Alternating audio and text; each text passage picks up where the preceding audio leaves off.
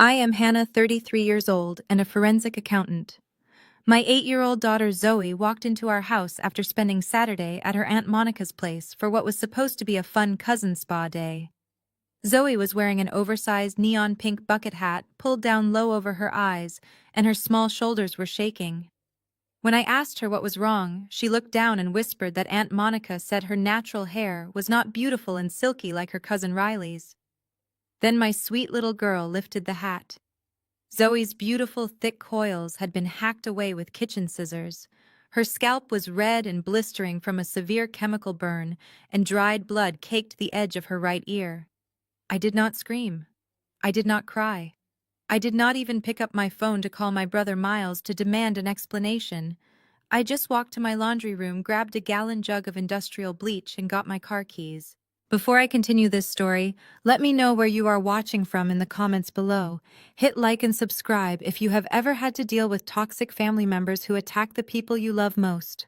The drive to my brother's gated community took 20 minutes, but my mind was completely silent. For years, I had been the family scapegoat. I was the quiet, dark-skinned sister who worked hard for everything she had, while Miles and his wife Monica were the golden couple. Monica loved to play the perfect, wealthy influencer obsessed with status, expensive designer labels, and unrealistic beauty standards. She had always made passive-aggressive comments about Zoe's appearance, but I never thought she would cross a physical line. I pulled up to their massive modern mansion, clutching the heavy plastic jug in my hand. My husband Kendrick was at work, completely unaware that our daughter had just been injured. I marched up the sweeping marble driveway and slammed my fist against their custom oak door. Monica answered almost immediately. She was wearing a silk robe and holding a glass of expensive champagne, looking completely unbothered. When she saw me standing there, she let out an exaggerated sigh and rolled her eyes. She actually had the nerve to give me a fake, condescending smile. "Oh, Hannah, you are being dramatic as usual," she drawled, leaning against the doorframe. "I was just trying to help Zoe look a little more presentable for once. Her hair is so unmanageable. You should be thanking me for trying to fix it." I stepped inside her house without an invitation, pushing past her into the grand foyer. Her house was exactly as ostentatious as she was, but my eyes locked onto her absolute pride and joy. Displayed on a custom glass shelving unit in her pristine front hallway was her collection of Birkin bags. 6 bags in various rare leathers and colors worth at least $200,000. It was her favorite backdrop for her social media videos, the ultimate symbol of the immense wealth she married into. "You did not try to fix her hair," I said, my voice dangerously calm and steady. "You burned her scalp with a chemical relaxer, and when you panicked, you chopped her beautiful hair off with scissors." Monica scoffed, taking a sip of her champagne. "Prove it. It was an accident. Now get out of my house before I call security. You do not belong here, and quite frankly, neither does that messy kid of yours." She gestured vaguely toward the door with her free hand, dismissing me like a servant. I looked at her, then looked at the glass shelves holding her pristine status symbols. I did not say another word. I unscrewed the cap of the industrial bleach. Monica's arrogant smirk vanished the second she realized what I was holding in my hands. She opened her mouth to scream, but before any sound could escape her throat, I swung my arm and hurled the entire gallon of toxic chemicals directly onto the open shelves. The thick liquid splashed violently across the exotic leathers, instantly bubbling and searing into the bright orange, white, and black materials. The smell of chlorine and melting dye filled the foyer within seconds. The bags hissed as the bleach ate through the expensive finishes. Monica dropped her champagne glass. It shattered on the polished marble floor. She let out a horrific guttural shriek and dropped to her knees, clawing at the air as if I had thrown the acid on her own skin. "My bags," she screamed, sobbing hysterically and reaching for the ruined leather. I stood over her, looking down at the smoking destruction. "Now they match your personality," I said coldly. Monica scrambled backward across the polished marble floor, her manicured hands hovering helplessly over the dissolving leather of her precious bags. She pulled her phone from the pocket of her silk robe with trembling fingers and immediately dialed the emergency line, screaming hysterically into the receiver that an unstable woman had broken into her home and launched a violent chemical attack. The police arrived at the gated estate within 10 minutes. Two uniformed officers stepped into the grand foyer, instantly overwhelmed by the harsh, toxic fumes of the industrial bleach.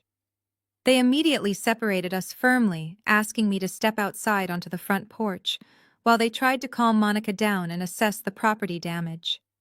I stood alone on the massive stone steps, breathing in the cool evening air, feeling absolutely no remorse for what I had done. 20 minutes later, a sleek black Mercedes SUV screeched to a sudden halt in the circular driveway. My brother Miles jumped out, followed closely by our parents. They must have been having an expensive dinner together, which was entirely typical for them. I was rarely invited to their exclusive weekend dinners anymore. Miles did not even bother to look at me as he sprinted up the steps. He rushed past me straight into the house to comfort his crying wife. My mother and father, however, stopped right in front of me on the porch, their expressions hardened with immediate judgment. My mother crossed her arms tightly, her heavy designer jewelry clinking together in the quiet night. "Hannah, what in the world is wrong with you?" she demanded, her voice dripping with utter disgust. "Have you completely lost your mind this time?" I looked directly at the woman who was supposed to protect me and my child.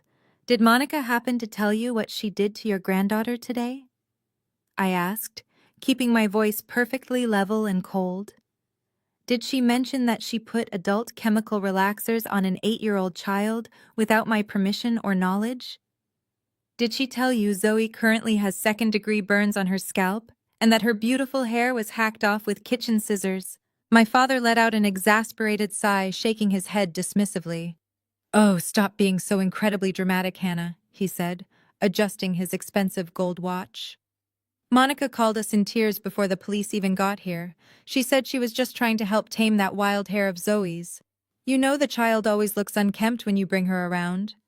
Monica was simply doing you a favor by making her look presentable for once, and there was a minor accident with the product. You are blowing this completely out of proportion to get attention." A minor accident. I repeated his ridiculous words aloud, letting them hang in the heavy air between us. "She chemically burned her scalp. There is literal blood dried on her ear." My mother stepped closer, lowering her voice into that familiar, condescending tone she had expertly used on me my entire life. "Listen to yourself right now, Hannah. You have always been so deeply insecure and incredibly jealous of Monica. We all see it clearly. You resent her because she comes from a very good family, because she has endless money, and yes, because she has lighter skin and looser curls. You are projecting your own bitter insecurities onto a simple, well-meaning mistake. Monica has a heart of gold. She was trying to bond with Zoe. And you repay her kindness by destroying hundreds of thousands of dollars worth of her personal property." I stared silently at my mother, the sheer audacity of her words washing over me like ice water. They were doing it again. It was the exact same toxic gaslighting I had endured since childhood. Miles had always been their golden boy, the handsome, charismatic son who could do absolutely no wrong in their eyes. When he married Monica, a light-skinned woman from a wealthy, politically connected family, she instantly became the golden daughter-in-law. I was the dark-skinned, strictly independent daughter who asked uncomfortable questions and refused to fall blindly in line. I was their designated scapegoat, the one they conveniently blamed whenever their perfect suburban image threatened to crack. Miles walked aggressively out onto the porch, slamming the heavy front door shut behind him. His face was twisted with pure rage.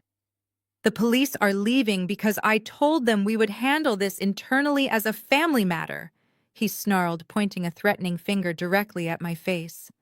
"But do not think for one single second that you are getting away with this. You are a deeply unhinged woman who just attacked my innocent wife, and I promise you will pay dearly for it." Miles stepped closer until he was inches from my face, his jaw clenched so tight I thought his teeth might shatter under the pressure. "I am going to sue you into absolute oblivion, Hannah. He spat, his voice trembling with unchecked rage. Those bags were rare collectibles worth over $200,000. I am calling my legal team the second the sun comes up tomorrow. I am going to put a massive lien on your house, drain your miserable little savings account, and bankrupt you and your husband.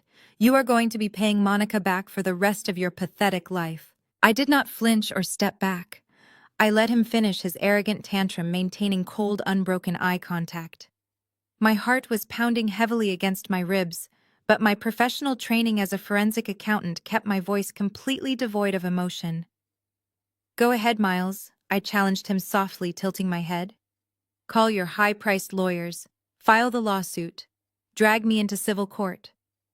But before you make that call, I want you to think very carefully about what happens during the discovery phase of a major financial lawsuit.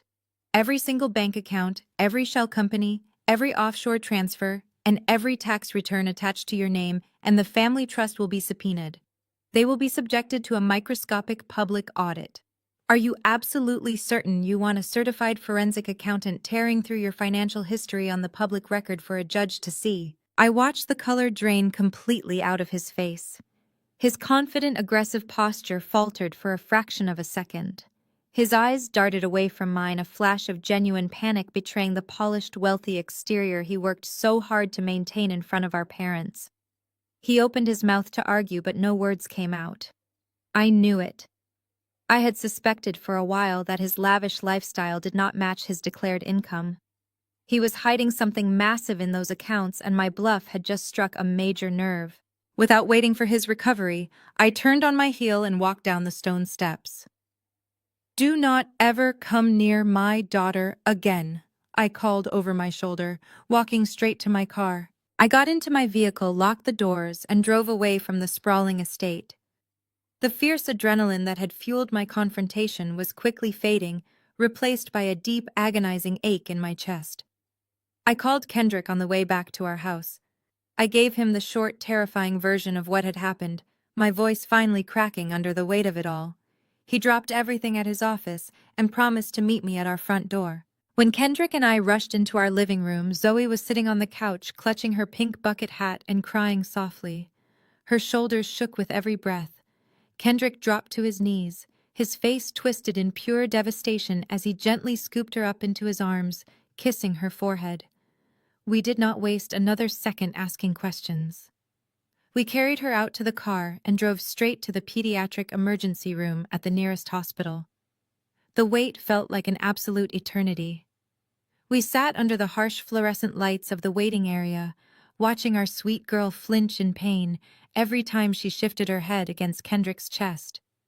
The faint, bitter smell of harsh chemicals was still clinging to her clothes. Finally, a pediatric specialist called us into a brightly lit examination room. Dr. Evans was a gentle, soft-spoken woman who immediately tried to put Zoe at ease with a warm smile. But as she carefully parted the remaining sections of Zoe's ruined hair to examine the scalp, her professional demeanor shifted into intense, visible concern. She immediately called for a nurse to bring a specialized saline flush and a severe burn kit. Who exactly did this to your daughter? Dr. Evans asked, looking directly at Kendrick and me with a hardened expression. My sister-in-law. I answered, my stomach twisting into a tight knot. She claimed it was an accident with scissors while trying to trim her hair. Dr. Evans shook her head firmly, her expression grim as she pulled on a pair of sterile gloves. This is not a scissor accident. The cuts are erratic because someone was frantically trying to remove the hair after the catastrophic damage was already done. What we are looking at here are severe second-degree chemical burns. Someone applied an industrial-strength adult chemical hair relaxer directly to her sensitive scalp and left it on far beyond any standard safety margin. The chemicals have literally eaten away the top layers of her skin. Kendrick let out a sharp, angry breath, gripping the edge of the examination table until his knuckles turned white. Will her hair grow back? He asked, his voice thick with suppressed fury. Dr. Evans sighed, applying a thick, soothing antibiotic ointment to the inflamed red blisters. In most areas, yes. But the trauma to the hair follicles in the deepest burn spots is severe. It will take months of dermatological treatments, and she will likely have permanent scarring behind her right ear, where the caustic chemical pooled and sat on the skin. This was not a simple mistake. The product was deliberately applied and recklessly neglected. The heavy silence in the examination room was deafening. I felt all the air leave my lungs. Kendrick pressed his forehead against the cold cinder-block wall, taking deep, ragged breaths to stop himself from screaming out loud. We knew Monica was incredibly vain and prejudiced against our darker skin and natural features, but this was a completely different level of cruelty. This was a calculated, vicious assault on a defenseless child. Dr. Evans stepped away to write prescriptions for heavy antibiotics, burn creams, and pain medication. A nurse carefully wrapped Zoe's injured head in soft, sterile bandages. Sitting on the oversized hospital bed, my beautiful daughter looked like a tiny, fragile soldier returning from a brutal war. Kendrick sat on the edge of the mattress, gently rocking her and humming a soft melody until the strong pain medication finally forced her exhausted eyes closed. I backed away into the corner of the room and sank into a stiff plastic visitor chair. My hands were shaking so violently that I had to interlock my fingers and press them hard against my knees. I needed something to anchor my mind before I completely lost my grip on reality. I pulled my phone from my purse, intending to check work messages to calm my rapidly racing thoughts. Instead, the lock screen was dominated by a high-priority email notification from Claire, the boutique talent agent who occasionally booked small local modeling jobs for Zoe. A few months ago, we had submitted Zoe for a major commercial casting call just for fun. We kept it a total secret from my overbearing parents, and my brother, knowing they would just find a way to criticize or belittle the effort. I opened the email. The bolded subject line immediately caught my attention. It read, "Incredible news from Target National Campaign." My eyes scanned the text rapidly, my heart dropping into my stomach with every single sentence I read. Claire wrote that the executive casting directors at Target had finally made their ultimate decision for a massive upcoming nationwide advertising campaign specifically designed to celebrate natural beauty, diversity, and authentic textured hair. The directors reviewed thousands of audition tapes from child models across the entire country. They explicitly stated they did not want children with chemically altered hair or heavily manipulated styling. They were searching for a girl with authentic, thick, beautiful coils, and they had chosen my Zoe. She was selected to be the lead face of the national television and print campaign.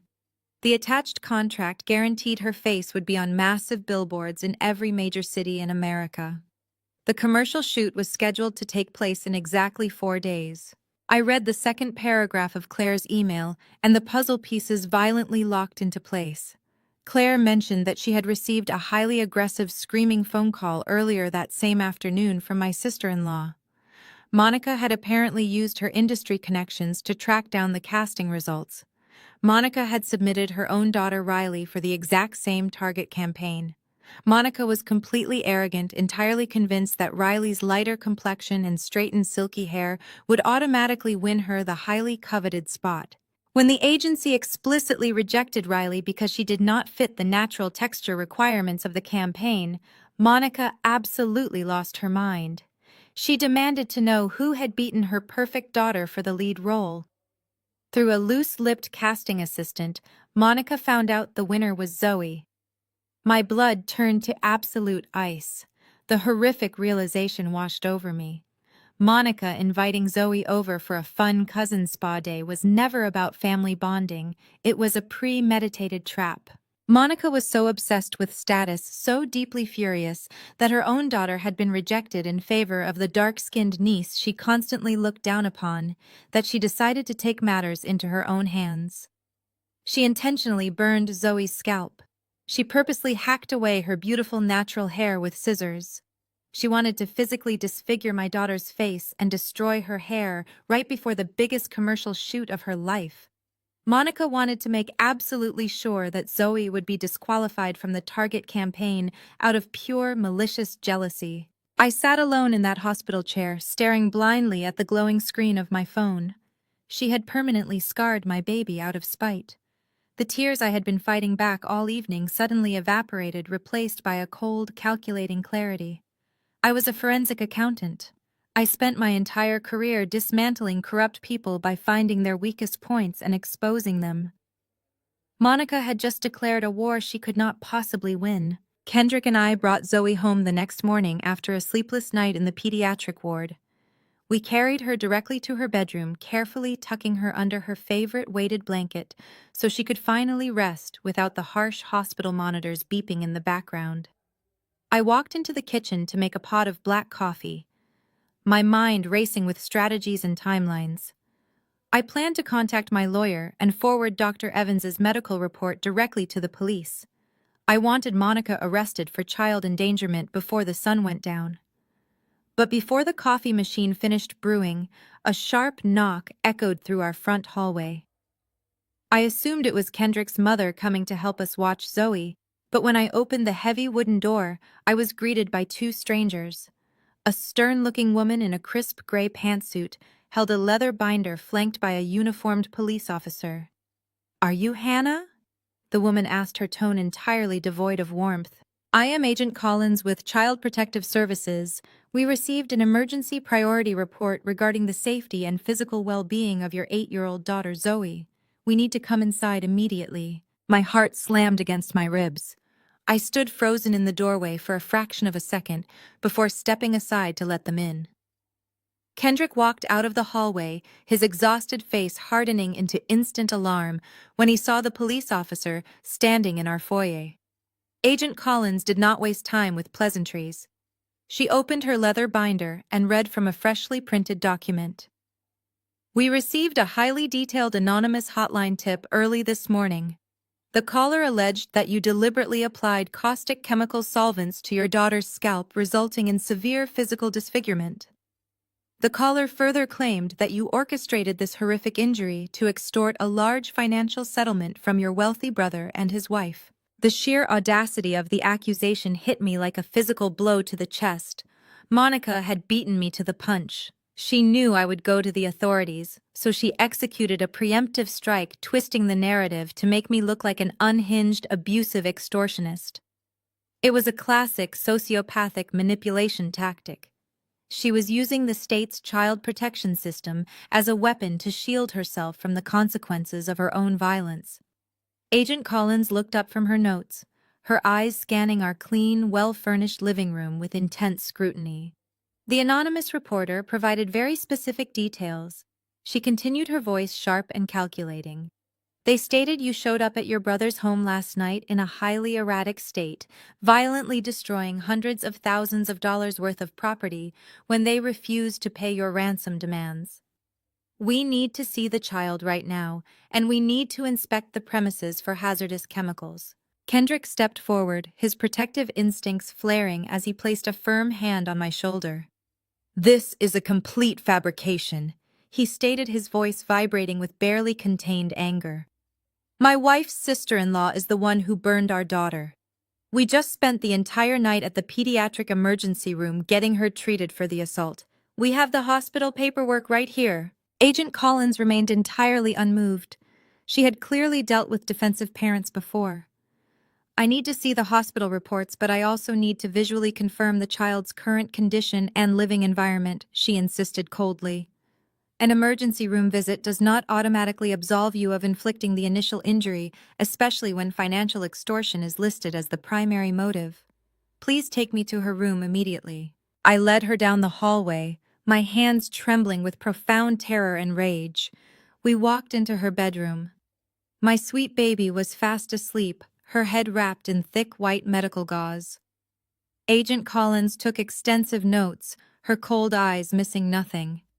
She photographed the medical supplies on the nightstand, then demanded to inspect our bathroom's searching cabinets for the chemical relaxer that caused the burns. She interrogated us for over an hour, asking highly invasive questions about our financial stability, our household income, and our relationship with my family. She actively looked for cracks, searching for any sign that we were desperate enough to harm our own flesh and blood. I answered every single question with absolute precision, using my forensic accounting background to provide exact figures proving our financial independence. But the devastating reality of the situation was suffocating. We were being investigated by the state. One wrong word, and they could legally take Zoe out of our home. Monica had pushed me to the absolute edge of the abyss, betting that I would panic and fall. She severely underestimated my balance.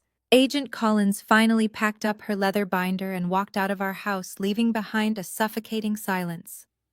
The weekend dissolved into a blur of applying burn ointments, administering antibiotics, and holding Zoe while she cried herself to sleep. By Monday morning, I thought the worst of the immediate shock was over. I was completely wrong. The nightmare was just expanding its reach. Kendrick works as a senior administrator for the local public school district, a job that requires an absolutely spotless background check. At 9 in the morning, his phone rang. I watched from the kitchen counter as his broad shoulders slumped and his face turned ash gray. He hung up the phone and looked at me with hollow eyes. The school board had been notified. It is standard legal protocol in the state for Child Protective Services to cross-reference their active abuse investigations with state employment records, particularly for anyone working in the education sector. Because Kendrick resided in the same house, where a severe physical abuse allegation was currently under active investigation, the district had no choice. They placed him on immediate administrative leave, suspended without pay, effective instantly pending the final outcome of the CPS inquiry. Monica had not just attacked my child, she had actively sabotaged our primary source of income and threatened my husband's hard-earned career. The financial reality of the situation crashed down on me. We were staring down the barrel of massive legal fees to fight the CPS case, expensive dermatological treatments for Zoe, and now we were abruptly reduced to a single income. Kendrick sat at the kitchen table, burying his face in his hands. He was a proud man who had dedicated his life to protecting and educating children, and now he was being publicly treated like a potential child abuser. Meanwhile, down the hallway, Zoe was terrified to even look in the mirror. She refused to take off the soft medical caps we bought her, and she flinched every time she heard a loud noise. My family was bleeding out emotionally and financially. Then my phone buzzed on the counter. The caller ID flashed with my mother's name. I answered it foolishly, hoping that maybe, just maybe, she was calling to check on her injured granddaughter. Instead, her voice came through the speaker, sharp and full of venom. "Well, Hannah, I hope you are finally happy with the absolute mess you have created," she started, not even bothering to say hello. "Miles just called your father. He told us that CPS is at your house because of your little stunt with the bleach. Do you see what happens when you let your petty jealousy get completely out of control? You are dragging this entire family's good name through the mud." I gripped the edge of the granite counter so hard my fingers cramped. "Mom, Monica is the one who called CPS on us." I fired back, my voice shaking with fury. "She filed a false report to cover up the fact that she chemically burned Zoe. Kendrick just lost his job because of her lies. How can you possibly be defending her right now?" My mother let out a loud theatrical sigh. "Stop playing the victim, Hannah. Monica is terrified of you. You broke into her home and destroyed her property. She only called the authorities because she is genuinely worried about the unstable environment you are providing for Zoe. Your father and I have discussed it, and there is only one way to fix this before it ruins your brother's reputation permanently. You are going to drive over to their house today, and you are going to issue a formal public apology to Monica. You will agree to pay for those designer bags in full. If you do that, Miles will convince Monica to call her contact at CPS and tell them it was all a misunderstanding." The absolute sickness of her proposal echoed in my ears. They were holding my family hostage. They were using my husband's career and my daughter's safety as leverage to force me to bow down to the woman who had violently assaulted my child. They wanted me to grovel to accept the role of the crazy, jealous sister, all so Monica could keep her pristine image intact. They wanted me entirely isolated, broke, and humiliated. I did not yell. I did not curse.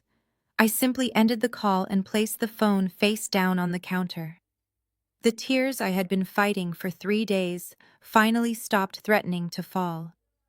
In their place, a cold, calculated rage took complete control of my mind. They wanted to use financial pressure to break me. They thought cornering a forensic accountant regarding money was a brilliant strategy. They had no idea I was about to dismantle their entire lives. I walked straight from the kitchen into my home office and locked the door behind me. If Child Protective Services wanted a comprehensive look into my financial stability, I was going to give them a masterpiece. I turned on my desktop computer and pulled my heavy, fireproof filing cabinet away from the wall. I needed to compile 5 years of bank statements, tax returns, investment portfolios, and property deeds to prove beyond a shadow of a doubt that Kendrick and I provided a secure upper-middle-class household for our daughter. I started neatly stacking Kendrick's pay stubs and my corporate salary records on the mahogany desk. Then I reached into the back of the bottom drawer and pulled out the thick manila envelope labeled Family Trust. My grandfather had been a brilliant real estate developer. When he passed away 8 years ago, he left behind a substantial trust fund designed to generate generational wealth for his descendants. Because Miles was the older brother and the golden child, my parents convinced my grandfather to name Miles as the sole managing trustee. My brother was put in complete control of the investments, the property liquidations, and the annual disbursements. Every spring, Miles's expensive corporate accountant sent me a Schedule K-1 tax form, which simply reported my share of the trust's income for the year. Over the last 3 years, Miles had repeatedly claimed the commercial real estate market was taking a massive hit, which he used to justify why my annual disbursement checks were getting significantly smaller. I had always taken him at his word, because despite our personal differences, I never thought my own brother would actively steal from my child's future. I laid the last 5 years of K-1 forms side by side across my desk to scan them for the CPS dossier. I grabbed a red pen and my heavy-duty calculator. As a forensic accountant, I spent 40 hours a week hunting down corporate fraud, money laundering, and hidden assets for major firms. My eyes are professionally trained to catch microscopic numerical inconsistencies that normal people scroll right past. Within 10 minutes of reviewing the tax documents, a cold chill ran down my spine. The math was fundamentally broken. I leaned closer to the desk, my eyes darting between the gross income reported on the trust and the operating expenses Miles was claiming. The capital gains from a commercial plaza my grandfather owned in downtown Atlanta had been liquidated 2 years ago, but the revenue never hit the disbursement line. Instead, I noticed a massive spike in a section labeled as external contractor fees and property management disbursements. Millions of dollars were being aggressively funneled out of the trust's gross revenue before the net profits were divided among the family members. I quickly logged into my secure public records database, a specialized investigative tool I used for my corporate clients. I typed in the federal tax identification numbers listed on the K-1 forms next to these massive management fees. 3 different limited liability companies popped up on my screen: Apex Holdings, LLC, Blue Ridge Consulting, and Summit Management Group. I pulled the state registration records for all 3 companies.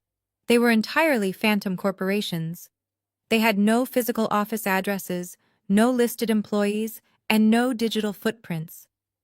They were registered to a generic post office box in Delaware, a state notorious for corporate secrecy laws. But criminals always leave a trace if you know exactly where to dig. I cross-referenced the registered agent's signatures on the Delaware filing documents with county property records. The registered agent for all 3 phantom companies was a man named David Rollins.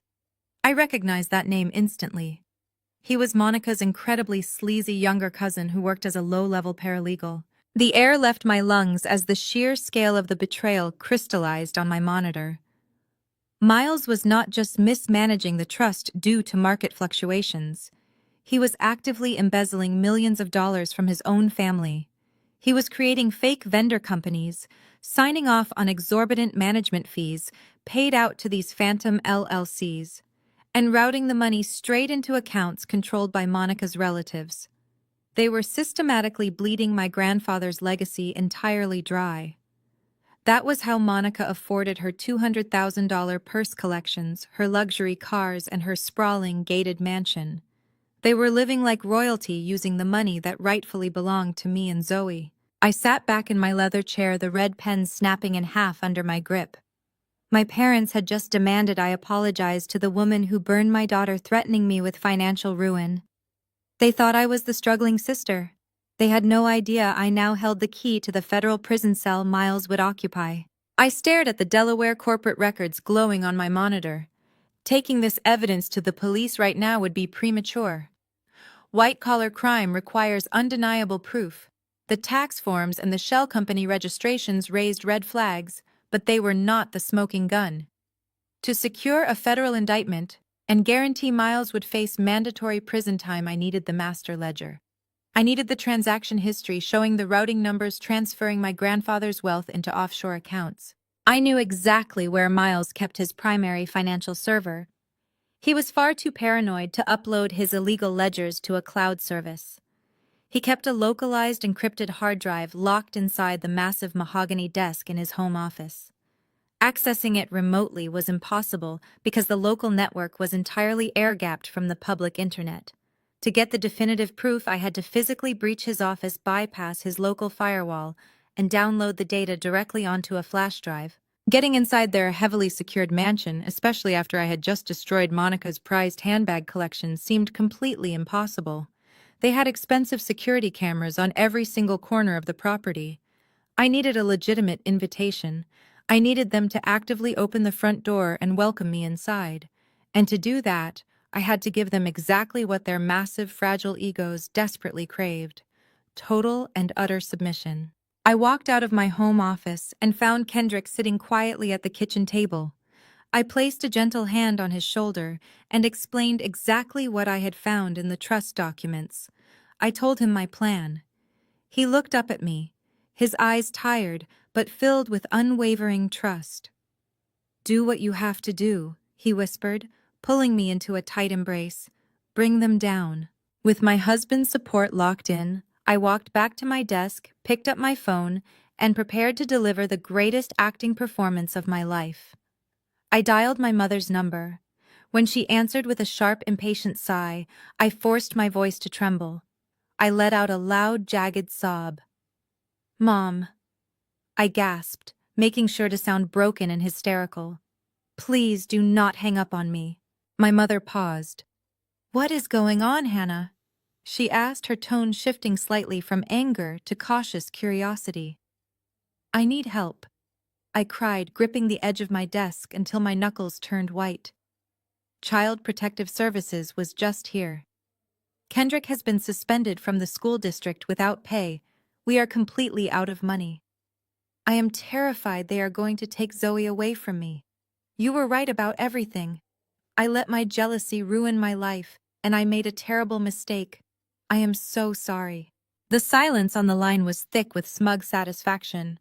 I could practically hear my mother nodding, enjoying my total collapse. "I told you this would happen, Hannah," she said softly, her voice dripping with maternal superiority. "You always have to learn things the hard way." I sniffled, wiping away tears. "I will do whatever you want," I begged her. "I will get a second job. I will apologize to Monica in front of whoever she wants. Just please tell Miles to call the investigator and say it was a misunderstanding. We cannot lose Kendrick's income." My mother let out a dramatic breath. "Well, I am glad you have finally come to your senses and realized the damage you have caused. I will speak to your brother, but an apology over the phone is not going to cut it. Monica is deeply traumatized by your outburst. You are going to have to look her in the eye and beg for her forgiveness." That is exactly what I was counting on. "Yes," I whispered weakly. "Whatever she needs. Please just let me come over and make things right." My mother told me she would call Miles and arrange a formal dinner. She hung up the phone, completely convinced she had successfully broken my spirit and forced me back into my designated role as the family loser. I lowered the phone from my ear. The fake tears vanished instantly. My face was completely dry, and my heart was beating with a slow, rhythmic calm. I turned back to my computer screens. I opened my secure software vault and pulled out a high-capacity encrypted flash drive. I loaded it with an aggressive data cloning program designed specifically to bypass security and extract hidden ledgers in a matter of minutes. Monica and Miles mistakenly thought they had cornered a desperate, defenseless mother. They were about to invite a highly trained forensic accountant directly into their private sanctuary. I was going to burn their fake empire entirely to the ground. Thursday evening arrived with a suffocating heaviness. I kissed Zoe on the forehead, leaving her safely at home with Kendrick. Driving alone up the winding path to my brother's gated community, I rehearsed every line of my performance. When I pulled into the circular driveway, the opulence of their home felt like a slap in the face. Their 6-bedroom estate was brightly lit, projecting an image of perfection. I took a deep breath, grabbed my purse containing the encrypted flash drive, and walked up the front steps. My mother opened the oak door before I could ring the bell. She looked me up and down with an approving nod, pleased I was wearing a plain dress. She whispered a sharp reminder to swallow my pride before ushering me into the dining room. The space was absurdly lavish, decorated with fresh imported orchids and a crystal chandelier that caught the light of a dozen expensive candles. Miles was sitting at the head of the mahogany table, nursing a glass of scotch. He did not bother to greet me. He just offered a cold smirk. But it was Monica who truly commanded the room. She was holding court draped in an emerald green silk gown that probably cost more than Kendrick's entire annual salary. She leaned into her role as the deeply wounded victim, dramatically sighing and fanning herself while my father poured her a glass of sparkling water. The tension in the room was absolute poison. "Hannah," my father said loudly, his deep voice entirely devoid of warmth. "Sit down right now. We have a lot to discuss before dinner." I pulled out a heavy wooden chair at the far end of the massive table, making sure to keep my eyes lowered in fake shame. I needed them to believe I was completely defeated. Monica let out a theatrical gasp and pressed a manicured hand against her chest the moment I sat down. "I cannot believe you have the sheer nerve to show your face in my home after what you did," Monica said, her voice shaking with fake trauma. "My beautiful bags were completely destroyed. My peace of mind is entirely gone. I have barely slept a wink since your unhinged attack." I took a slow, deep breath and delivered the words I knew she needed to hear. "You are absolutely right, Monica," I said softly, forcing my voice to sound incredibly fragile. "I crossed a terrible line, and there is no excuse for my behavior. I was frantic about Zoe, and I let my jealousy get the better of me. I deeply resent your perfect life and your success. I always have. Attacking you and destroying your property was unforgivable. I am begging for your mercy. Please, Monica. Kendrick lost his job, and CPS is threatening to take my daughter away forever. We have absolutely nothing left. I am so incredibly sorry today." The profound silence that followed my humiliating speech was absolutely deafening. I kept my head bowed, but my eyes were constantly moving under my lashes. While my parents and my brother eagerly absorbed my complete surrender, my trained forensic eye was rapidly scanning the entire perimeter of the room. I mentally logged the precise position of the dome security camera tucked discreetly into the corner molding above the chandelier. I noted the blind spot near the archway leading directly to the main staircase. I spotted the primary internet router blinking aggressively on a side table completely exposed. Monica let out a long, satisfied sigh. The sheer pleasure of watching me grovel was radiating from every single pore of her body. She sat up a little straighter, her fake trauma instantly vanishing into thin air. "Well, it takes a very big person to finally admit their own bitter jealousy," she said condescendingly, swirling the ice in her glass. "I suppose I can find it in my heart to forgive you, Hannah. But you are going to have to earn your way back into this family, starting tonight." My mother beamed with absolute pride, clapping her hands together softly. "Oh, Monica, you are just so incredibly gracious and forgiving." My mother praised her completely, ignoring the fact that Monica had permanently scarred her own granddaughter just a few days ago.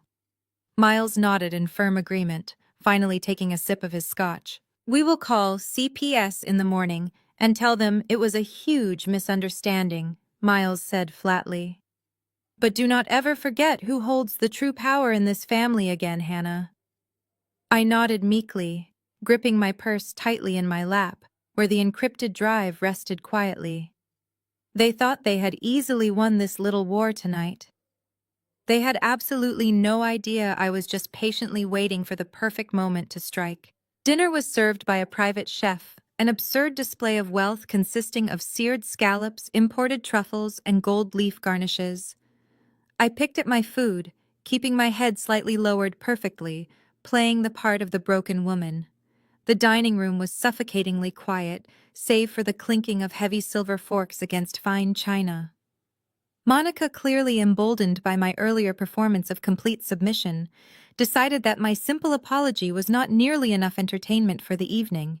She wanted to break me entirely in front of an audience. She tapped her crystal wine glass with a silver spoon, demanding the table's absolute attention. Miles leaned back in his expensive leather chair, smiling proudly at his wife. My parents stopped eating immediately, looking at Monica with pure, undivided adoration. "I have some incredibly exciting news to share with the family tonight," Monica announced, her voice echoing loudly in the large room. "After months of tireless research and elite development, I am officially launching my own luxury children's skincare brand. It is going to be called Riley's Glow, named after our beautiful, perfect daughter." She paused for dramatic effect while my mother gasped in absolute delight. "It is a completely organic, vegan, and cruelty-free line designed specifically for sensitive skin," Monica continued, waving her manicured hand. "The packaging is a gorgeous minimalist gold and white. We are hosting a massive exclusive launch party next weekend with top influencers and venture capitalists. Target is already looking at our portfolio to feature us in their stores nationwide." I gripped my heavy linen napkin tightly under the table. Hearing her mention Target sent a fresh, violent wave of disgust through my veins. She had literally burned my 8-year-old daughter's scalp with caustic chemicals just to eliminate the competition for her brand's visual aesthetic. But I kept my face entirely blank. "Oh, Monica, that is simply brilliant!" My mother gushed warmly, reaching over the table to squeeze Monica's hand. "You have always had such a wonderful, sharp mind for business. The branding alone sounds so incredibly sophisticated. You are going to take the entire market by storm." Monica smiled warmly at my mother before turning her sharp, calculating eyes directly onto me. "Thank you, Elaine. And you know, I was thinking about Hannah's little financial crisis earlier today. Since Kendrick is out of work, and you are going to be drowning in legal fees from destroying my property, I wanted to extend an olive branch. A real opportunity for you to earn your keep." My father nodded approvingly. "That is very generous of you, Monica. Listen closely to her, Hannah." Monica took a slow sip of her expensive wine. "We are setting up a massive distribution warehouse downtown to handle all the online orders. We need someone to handle the overnight cleaning shifts, mopping the concrete floors, taking out the heavy trash bins, scrubbing the employee bathrooms. It pays minimum wage, of course, but every little penny helps when you are facing total bankruptcy. You can consider it a humble start to paying off the massive debt you owe me. It builds character." The sheer disrespect was staggering. My own parents sat there completely fine with my sister-in-law offering me a job scrubbing toilets to pay off a debt funded by money stolen from my own inheritance. I looked up, forcing my eyes to appear wide and desperately grateful. I pasted a fragile, thankful smile onto my face. "Monica, that is so incredibly kind of you," I said, my voice thick with fake emotion. "I would be absolutely honored to work for you. Thank you for giving me a second chance." Monica's smile widened into a triumphant, arrogant grin. She had officially won. She had conquered the rebellious sister. She reached across the wide table to grab the open bottle of red wine, her eyes gleaming with absolute superiority. That was my exact cue. As I reached forward under the guise of passing my empty water glass, I intentionally bumped my elbow hard against Monica's arm. The crystal wine bottle tipped forward, splashing a wave of dark red liquid directly onto the lap of my light beige dress. "Oh my gosh," I gasped, jumping up from my chair and furiously dabbing at the red stain. "I am so incredibly clumsy today. I am so sorry, Monica." Monica rolled her eyes in irritation, pulling her emerald silk gown away. "Honestly, Hannah, you are a walking disaster," she snapped. "Go to the guest bathroom upstairs and scrub that out before it ruins the chair. I nodded frantically, backing away. "I am so sorry," I repeated, walking quickly out of the room. The moment my back turned, the frightened expression melted off my face. I gripped my purse tightly, turning down the dimly lit hallway toward his locked home office. What are your thoughts on how smoothly Hannah navigated this trap? The dimly lit hallway was dead quiet as I slipped away from the dining room. I moved quickly, my flat shoes making zero noise on the thick runner rug. I reached the heavy oak door of Miles's home office. As expected, it was locked. But Miles was a creature of predictable, arrogant habit. I ran my fingers along the top of the doorframe, finding the spare key he always kept hidden there. I unlocked the door, slipped inside, and quietly locked it behind me. The office was dark, illuminated only by the faint moonlight spilling through the massive bay windows. I did not turn on the overhead lights. I walked straight to his mahogany desk and woke up the computer. The screen flared to life, illuminating my face with a harsh blue glow. A password prompt popped up on the screen. My phone vibrated in my pocket. It was a text from Kendrick. "I could not let you walk into the lion's den alone. My mother is watching Zoe. I am ringing the doorbell right now." A second later, the deep chime of the front door echoed through the massive house. I let out a breath of pure relief.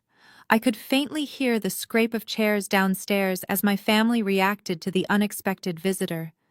Kendrick was playing the broken husband, begging for forgiveness to keep their eyes off the stairs. He was buying me the time I desperately needed. I turned my attention back to the monitor. Miles thought he was a financial genius, but his cybersecurity was laughably basic. His localized desktop was secured by a simple alphanumeric password. I regularly cracked corporate firewalls that cost millions. Bypassing this took 2 minutes. I booted from a secure USB operating system, bypassing the login screen and gaining full root access. I navigated straight to the hidden partitions. Miles had disguised a hidden folder as temporary system files, but the file size was a massive giveaway. 200 gigabytes of data. I opened the directory. There they were. The master ledgers, offshore routing numbers, forged signature scans, and bank statements from the Phantom LLCs. It was the blueprint of his entire criminal enterprise. I pulled the high-capacity encrypted flash drive from my purse and shoved it into the USB port. I launched the data cloning software. A sleek black progress bar appeared on the screen, calculating the transfer rate. 10%. My heart hammered against my ribs. I kept my eyes glued to the screen, willing the numbers to move faster. Downstairs, I could hear Kendrick's deep voice echoing up the stairwell. He was putting on a masterclass in distraction. I heard him apologizing to Monica, asking my father for advice on the school board. It was the perfect bait. My father loved nothing more than lecturing other men on their failures. My father's booming voice began delivering a harsh reprimand, effectively trapping the entire room in his arrogant monologue. 35%. The transfer rate dipped as it hit highly encrypted files. I clenched my jaw, my hands resting flat on the cool mahogany desk to keep them from shaking. Every second I sat in this leather chair was a massive risk. If Miles decided to come upstairs to grab a cigar or show off his office to Kendrick, I would be caught red-handed with federal evidence. 60%. The black progress bar crawled with agonizing slowness. I glanced at the small digital clock on the bottom corner of the monitor. 3 minutes had passed since I left the dining room. Monica would expect me to return from the bathroom soon. If she noticed I was missing for too long, her natural paranoia would undoubtedly kick in. 85%. The voices downstairs suddenly shifted. The low rumble of Kendrick's voice was interrupted by the sharp, piercing sound of Monica's laughter. Then the distinct sound of footsteps clicking rapidly against the hardwood floor of the foyer. Someone was walking toward the main staircase. 92%. I leaned closer to the screen, practically willing the data to move through the physical drive. The footsteps were on the first step now. 96%. Come on, I whispered into the dark room. 98, 99, 100. The software flashed a bright green completion banner.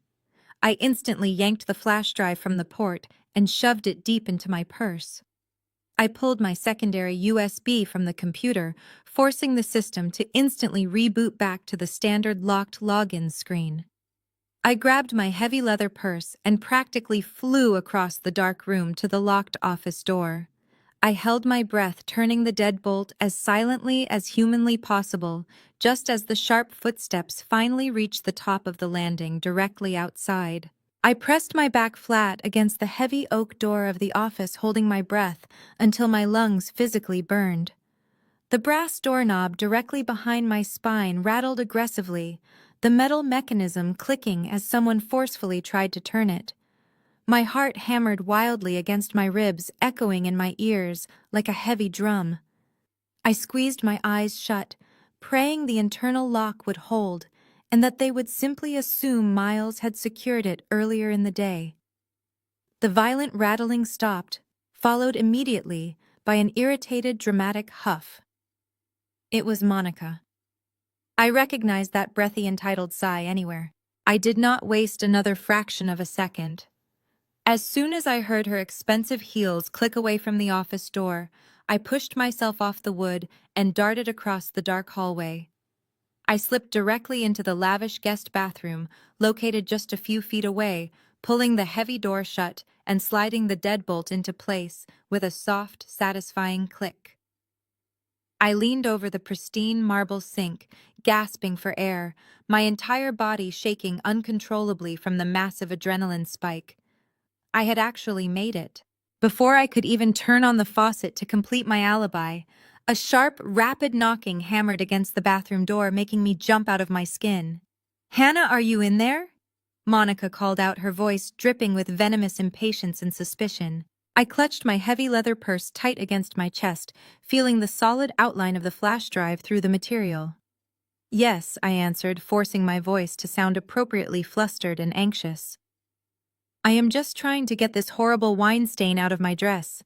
It is really soaking deep into the fabric." "Well, hurry it up!" Monica snapped through the thick wood, not bothering to hide her absolute disdain. "You are taking forever, and it is incredibly rude to abandon your own apology dinner. Besides, the private chef just left for the evening and the kitchen is an absolute disaster zone. Since you are going to be my new warehouse janitor starting next week, you might as well get some decent practice in tonight. Come downstairs immediately and start scrubbing the pots. Do not make me come back up here to get you like a disobedient child." Her footsteps clicked sharply down the hallway, fading slowly as she descended the main staircase to rejoin the men in the dining room. I stood completely frozen in the opulent bathroom, staring at my reflection in the massive gold-framed mirror. My chest was heaving, but a slow, victorious smile spread across my face. She wanted me to scrub her dirty pots. She wanted me to mop her concrete warehouse floors for minimum wage.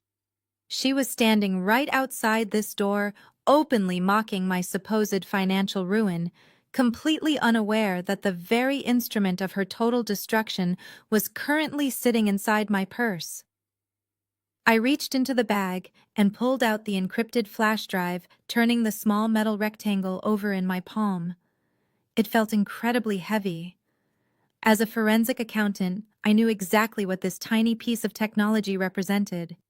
It was loaded with 200 gigabytes of federal crimes, including blatant tax evasion, forged signatures on trust fund disbursements, and offshore wire transfers to phantom shell companies. This drive held the absolute power to strip away her sprawling mansion, her rare designer clothes, her fraudulent organic business, and her freedom. I turned on the brass faucet, letting the warm water run over my trembling fingers. I splashed a generous amount of water directly onto the wine stain on my dress, vigorously rubbing the beige fabric to make it look like I had been desperately trying to scrub it clean. I needed my alibi to look perfectly convincing. Monica and Miles were incredibly arrogant, but they were not stupid when it came to self-preservation. If they suspected for one single moment that I had breached their secure local network, they would instantly destroy the servers and empty those offshore accounts before I could ever get the raw evidence to the federal authorities. I had to maintain the flawless illusion of the broken, defeated sister until the trap was perfectly set. I grabbed a thick Egyptian cotton guest towel and patted my dress dry, leaving a damp reddish blotch right in the center of the fabric. It looked entirely pathetic, which was exactly the aesthetic I needed to sell my performance. I placed the flash drive securely back inside the hidden zippered pocket of my purse. I took 3 deep breaths, deliberately slowing my racing heart rate down to a calm, steady rhythm.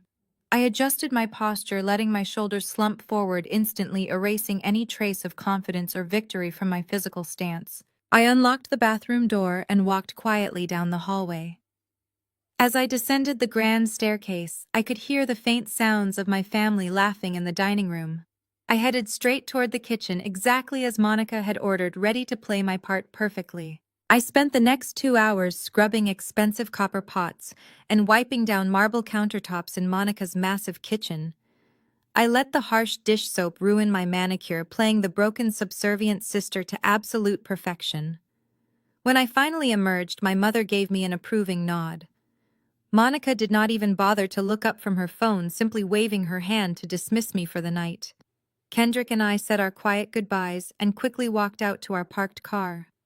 As soon as we safely cleared the heavy security gates of their wealthy neighborhood, I let out a trembling breath. I reached into my purse, pulled out the small metal flash drive, and held it up.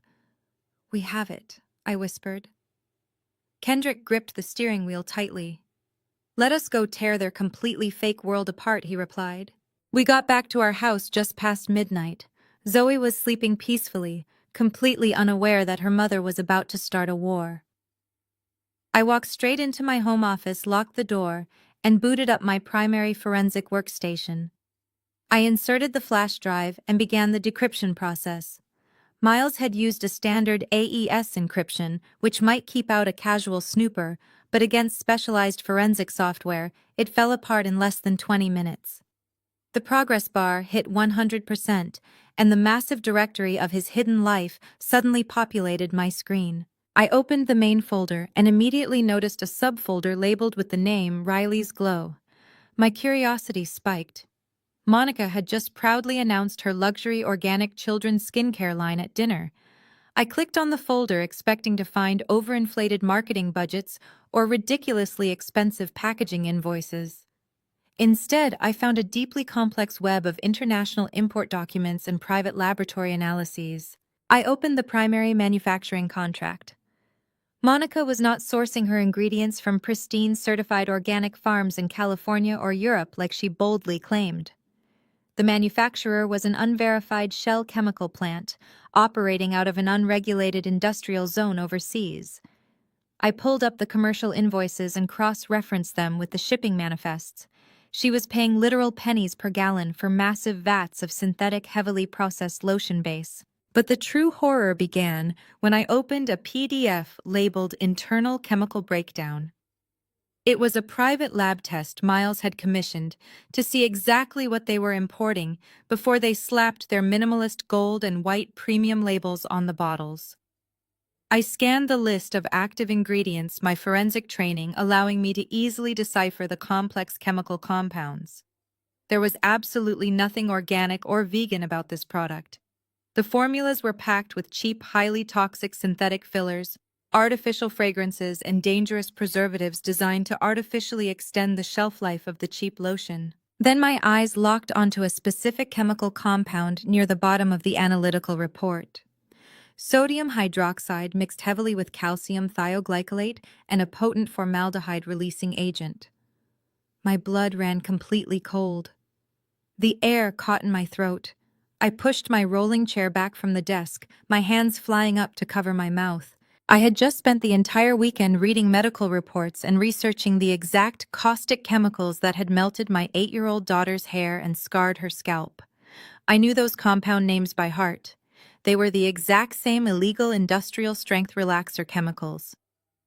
Monica was not just using cheap ingredients. The overseas factory was cross-contaminating her children's skincare line with highly toxic, unregulated hair straighteners and bleaching agents.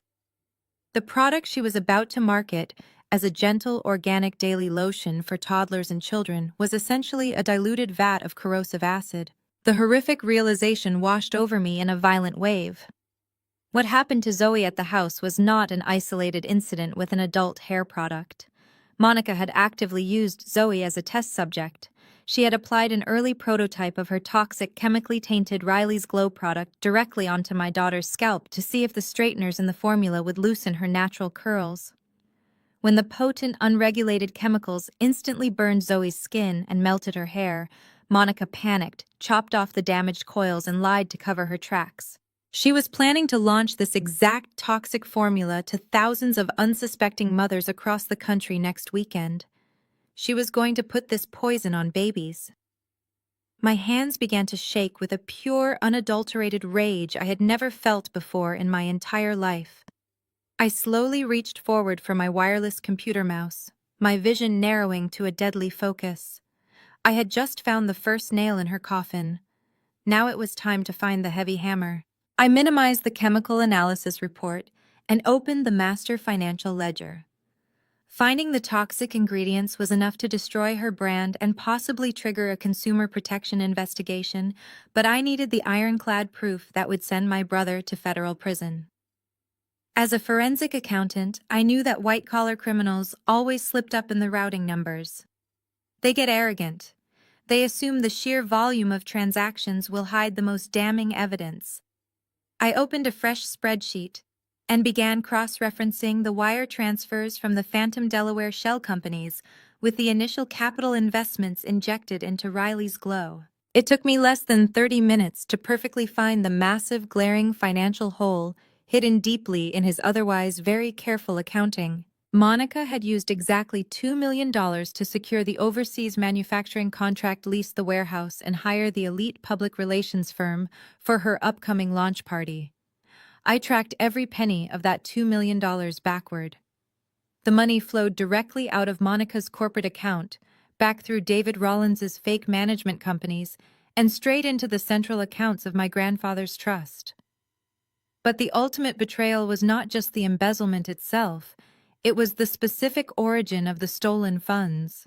I opened the trust's internal allocation folders. My grandfather had explicitly divided his assets into 3 distinct sub-accounts. One for my parents, one for Miles, and one specifically designated for me. Miles was legally required to manage the overall investments, but he had no authority to withdraw the principal balance from my designated account without my direct notarized signature. I clicked open a folder labeled Hannah Authorizations. My breath caught in my throat. The folder contained dozens of high-resolution scanned PDF documents. They were formal withdrawal requests, completely liquidating my commercial real estate dividends and transferring my cash reserves directly into the main operating fund.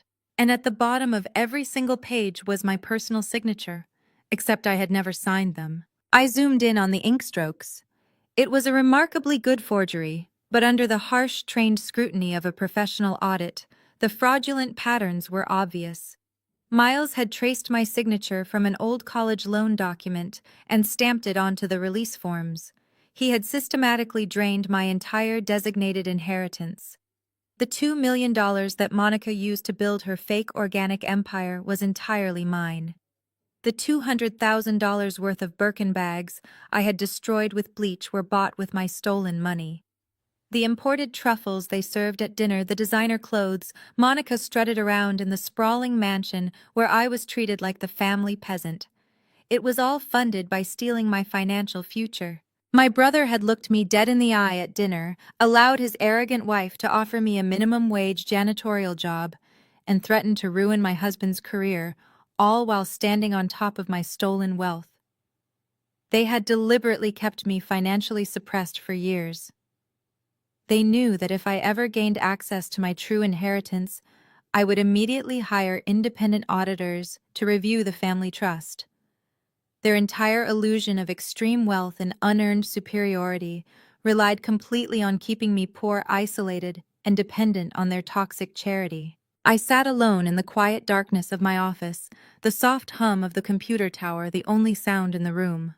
The sheer scale of their sociopathy was almost impossible to process. They had chemically burned my 8-year-old daughter's scalp out of pure vanity and systematically stolen my life savings out of pure greed. I felt a cold, absolute detachment wash over my mind. The pain of the family betrayal vanished, replaced entirely by a dangerous surgical focus.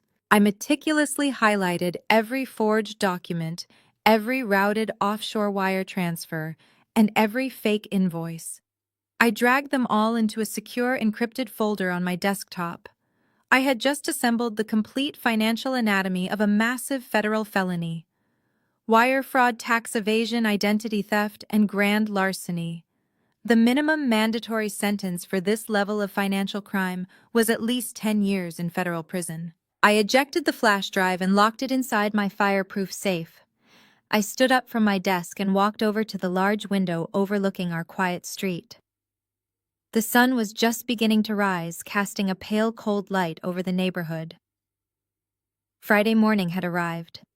Target was going to make their official announcement soon, and Monica was going to start heavily promoting her launch party. Let her enjoy her final weekend of pretending to be a wealthy, successful entrepreneur. I had the heavy hammer. Now I just needed to build the perfect public stage to swing it. The pale morning light slowly filled my office, signaling the start of a day that would test every ounce of my self-control. I had barely slept, fueled by a mixture of adrenaline and black coffee, when my phone vibrated loudly against the mahogany desk. It was 8 in the morning. The caller ID flashed Claire's name. I answered immediately, hoping for a rare piece of good news, but the heavy silence on the other end of the line told me everything I needed to know before she even spoke. "Hannah, I am so incredibly sorry," Claire whispered, her voice tight with genuine regret. "The executives at Target called me 15 minutes ago. The rumors about the active Child Protective Services investigation reached their legal department. They have a zero-tolerance morality and controversy clause for all their child models. They are officially pulling Zoe from the national campaign. They are going with a backup model." I closed my eyes, absorbing the crushing blow. It was not about the money from the commercial, and it was certainly not about the fame. It was about the massive, radiant smile on Zoe's face when she first found out her natural coils were considered beautiful enough to be on billboards across the country. Monica had systematically destroyed that joy. I thanked Claire for trying her best and ended the call. I walked heavily down the hallway toward Zoe's bedroom, dreading the conversation I was about to have. The door to her connected bathroom was cracked open. I stepped inside and found my 8-year-old daughter standing on her blue plastic step stool, staring directly into the vanity mirror. She had taken off her soft medical cap. She was looking at the jagged, uneven patches of her hacked hair and the red, angry burn marks blistering along her scalp. Thick, silent tears were streaming down her small cheeks, dropping onto the collar of her pajamas. "I look like a monster, Mommy," she choked out, her voice breaking into a gut-wrenching sob. "Aunt Monica was right. My hair is bad. I just want to look like Riley." My heart shattered into a million jagged pieces, but I refused to let her see me cry. I stepped up to the sink, wrapped my arms tightly around her small waist, and buried my face against her uninjured shoulder. I turned her around so she was forced to look directly into my eyes. "You listen to me right now, Zoe," I said, keeping my voice incredibly firm and steady. "You are the most beautiful girl in the world. Your hair is a crown, and your skin is absolute magic. What Aunt Monica did to you was an act of pure evil jealousy, because she knows exactly how bright you shine. I need you to be strong for just a little while longer, okay? I promise you with everything in my soul, we are not hiding anymore. We are going to war, and we are going to win." Zoe sniffled, wiping her eyes with the back of her hand, and gave me a small, brave nod.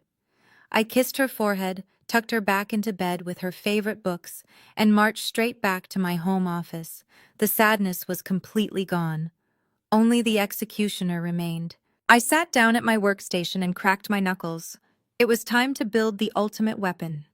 As a forensic accountant, I knew that raw data was useless if the audience could not understand the narrative. I needed to construct an airtight, undeniable digital dossier that would leave absolutely zero room for legal spin or public relations damage control. I created a master directory on my encrypted drive. In the first folder, I compiled the exact timeline of the financial embezzlement. I highlighted the forged signatures on the trust withdrawal forms, pairing them side by side with the wire transfers routing my $2 million into Monica's corporate startup accounts. I mapped out the entire money laundering network using clean color-coded flowcharts that connected Miles to David Rollins and the Delaware shell companies. In the second folder, I built the chemical exposure profile. I uploaded the private laboratory analysis of Riley's glow, drawing bright red circles around the toxic compounds of sodium hydroxide and formaldehyde. I attached federal FDA cosmetic regulations, proving the formula was highly illegal. Then I added the final devastating piece of the puzzle. I scanned Dr. Evans's pediatric emergency room report explicitly detailing the chemical burns on Zoe's scalp caused by those exact same corrosive ingredients. I worked for 6 straight hours without taking a single break. I merged the financial fraud and the chemical child endangerment into one sleek, devastating presentation file. It was a masterpiece of corporate destruction. Every claim was backed by federal tax documents, banking routing numbers, and certified medical records. There was no escape hatch. By 2 in the afternoon, the dossier was completely finalized. The trap was fully loaded. Now I just needed to start setting the timers. I leaned back and closed my eyes. The house was entirely silent, save for the low hum of the refrigerator in the kitchen. I thought I had earned at least a few moments of peace to strategize my next move, but my phone suddenly erupted. It vibrated violently against the wood of my desk, buzzing with dozens of rapid-fire notifications. Kendrick pushed open the door to my office, his face dark with absolute anger. He held his phone out toward me, the screen displaying the Instagram application. He did not say a word, he just tapped the play button and increased the volume. Monica's face filled the bright screen.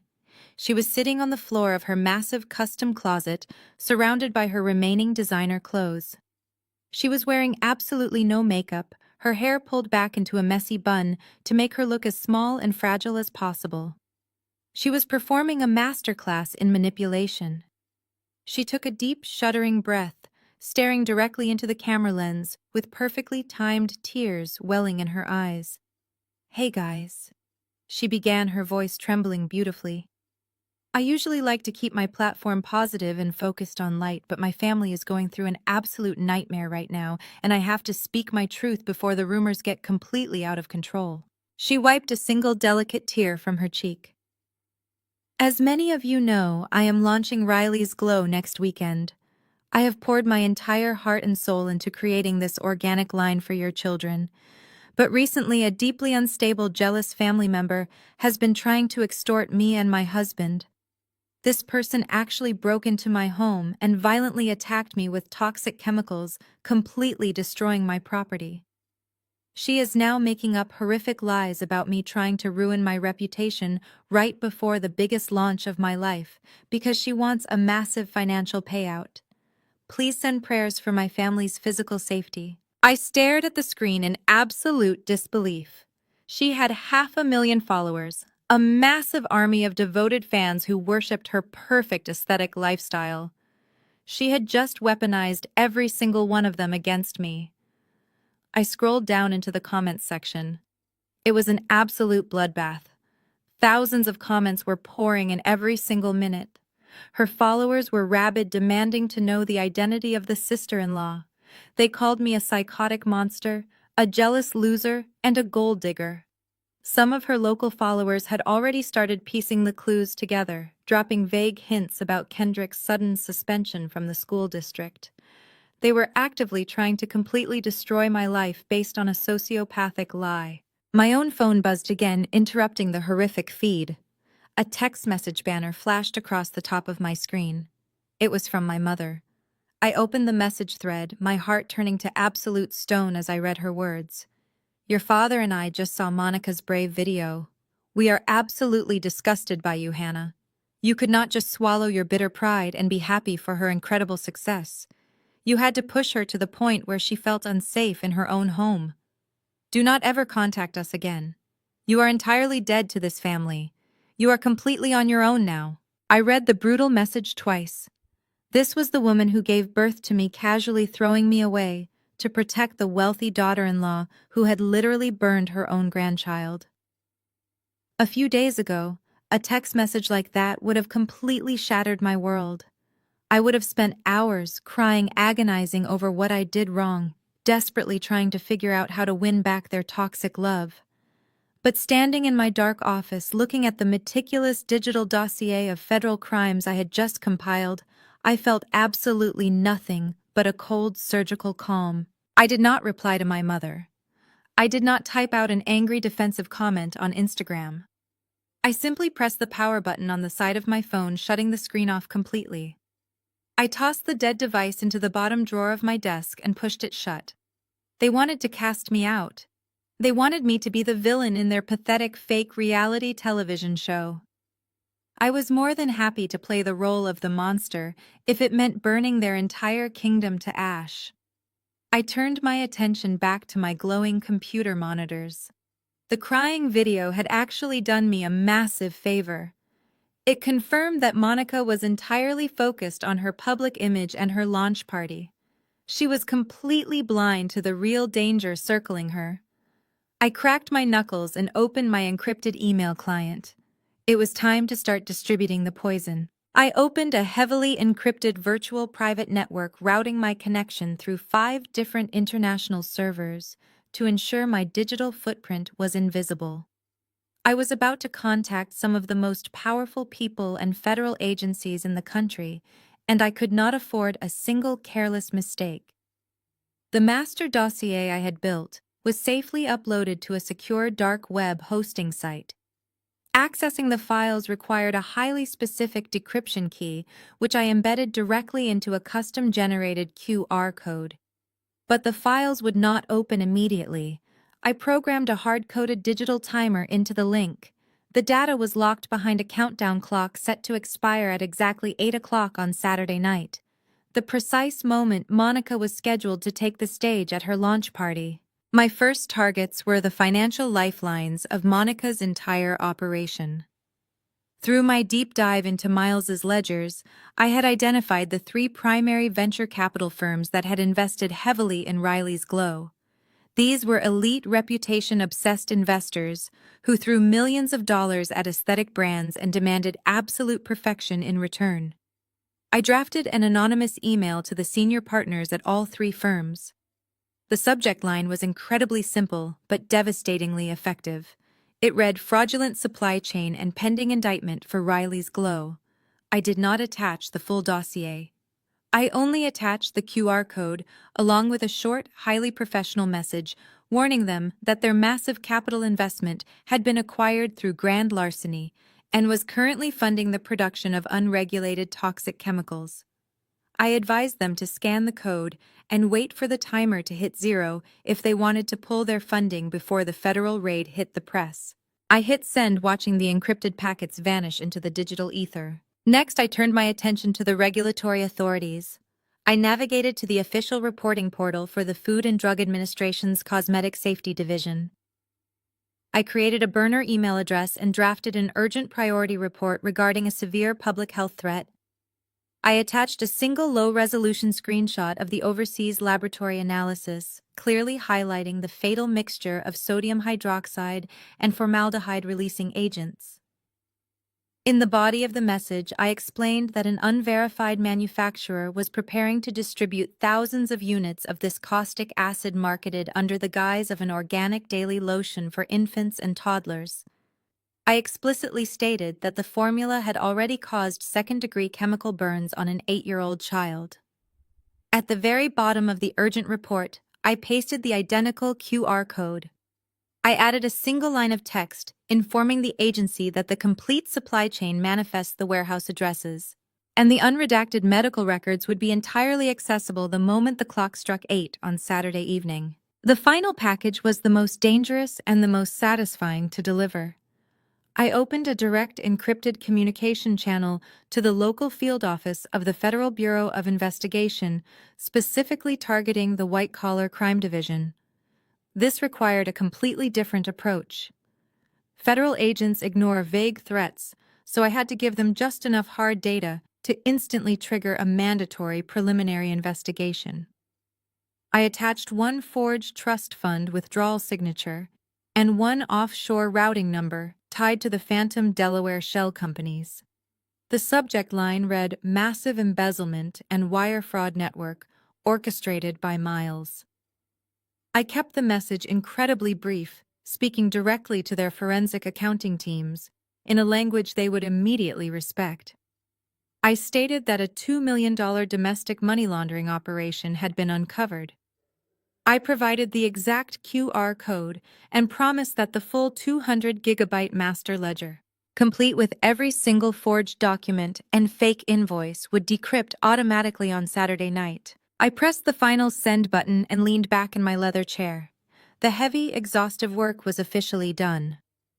The digital dominoes were lined up waiting in the dark for gravity to take over. I looked down at the small digital clock on my desktop monitor. It was Friday afternoon.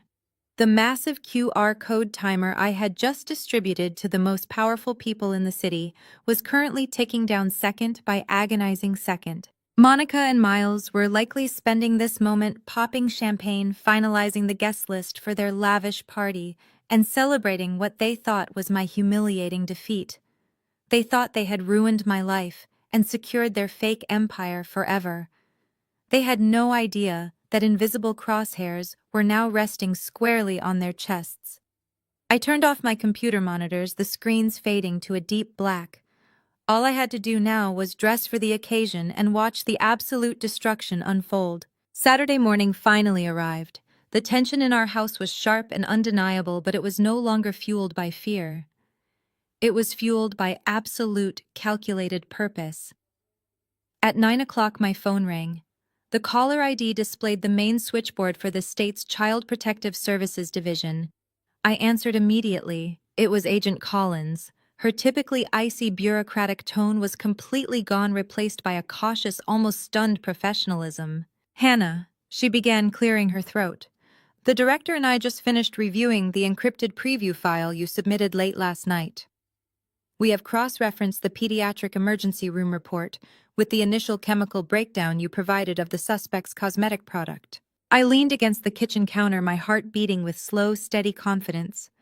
I had sent CPS just enough of the chemical dossier to prove Monica's horrific guilt without revealing the massive federal financial trap waiting to spring later that night. And I prompted her, keeping my voice perfectly calm. "The preliminary findings are deeply disturbing," Agent Collins admitted. "Given the extreme severity of the child endangerment evidence against your sister-in-law, we are immediately dropping the abuse investigation against you and your husband. I have already contacted the superintendent of your husband's school district. His administrative suspension has been fully lifted, and he is cleared to return to work on Monday morning. Furthermore, we are opening an active priority criminal investigation into Monica and the distribution of this chemical product." I let out a breath I did not even realize I had been holding. Kendrick, who was standing right next to me, squeezed my shoulder tightly, a massive weight finally lifting from his shoulders. "Thank you, Agent Collins," I said smoothly. "But I would highly advise your agents to hold off on visiting Monica's residence until exactly 8 o'clock tonight. Trust me, you are going to want to be at her launch party." I hung up the phone and looked at my husband. "We are entirely clear," I told him, a fierce smile breaking across my face. The dark cloud hovering over our family was completely gone. Now it was time to prepare for the final execution. I had promised Zoe that we were not hiding anymore, and I meant every single word of it. I hired an incredibly talented private natural hairstylist named Maya to come to the house. Maya specialized in severe hair trauma and restorative styling. We set up a chair for Zoe in the living room, and Maya spent 4 painstaking hours working absolute magic. She used ultra-soft premium extensions to gently weave Zoe's damaged coils into a breathtaking, majestic braided crown. The intricate, towering style completely covered every single chemical burn and jagged cut, while proudly celebrating the absolute beauty of her natural African texture. When Zoe finally looked in the mirror, she did not cry. She stood up a little taller, looking like absolute royalty. With Zoe looking radiant, it was time for Kendrick and me to suit up for the war Monica had started. Kendrick put on a tailored charcoal gray three-piece suit that fit his broad shoulders perfectly. He looked incredibly sharp, powerful, and ready to protect his family at all costs. I walked into our bedroom and opened the heavy garment bag hanging on the back of my closet door. I had purchased this dress months ago, with a massive bonus I earned after successfully tearing apart a fraudulent hedge fund for a corporate client. I had never worn it because my mother always told me that bold colors were too aggressive and made me look angry. Tonight I was going to be the most aggressive thing they had ever seen. I slipped into the floor-length blood-red designer gown. The heavy silk material hugged every single curve of my body, perfectly dropping into a dramatic sweep train.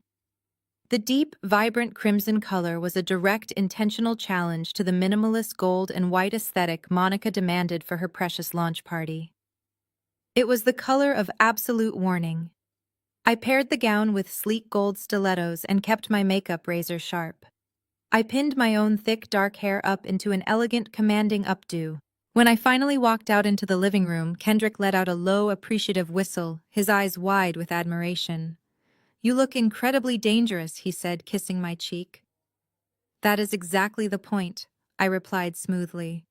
"We are going to walk straight into her perfect fake world and burn it entirely to the ground in front of everyone she desperately wants to impress." We grabbed our coats and walked out the front door together. The sun was just beginning to set, casting long, dark shadows across the driveway. The digital countdown timers attached to my anonymous federal emails were entering their final hours. We got into the car and Kendrick started the engine. The drive to the exclusive downtown event hall felt entirely different than the drive to their house just a few days ago. I was no longer the broken, defensive scapegoat trying to survive my toxic family. I was the architect of their total destruction, and I was arriving right on schedule. We pulled up to the Grand Atrium, a massive modern event space in the wealthiest district of downtown. Monica had clearly spared absolutely no expense for her brand launch. A long line of luxury vehicles waited patiently at the valet stand, and a pristine white carpet replaced the traditional red one, perfectly matching her minimalist brand aesthetic. Massive gold letters spelling out Riley's Glow were projected onto the sleek glass exterior of the building. Photographers crowded the entrance, snapping pictures of local socialites, wealthy investors, and influential beauty bloggers as they walked inside. Kendrick handed the keys to a stunned valet driver. He walked around to open my door, offering his hand. I stepped out into the cool evening air, the heavy silk of my blood-red gown sweeping elegantly against the concrete. Zoe stepped out of the back seat, next her chin held high, the intricate braided crown sitting beautifully on her head. We linked arms and walked toward the entrance. The moment we stepped through the heavy glass doors, the atmosphere visibly shifted. The venue was decorated entirely in stark white and pale gold. Thousands of white roses cascaded down from the ceiling, and every single guest had adhered strictly to Monica's neutral color palette dress code. My vibrant blood-red dress instantly cut through the room like a violent slash of color on a blank canvas. Conversations began to fade almost immediately.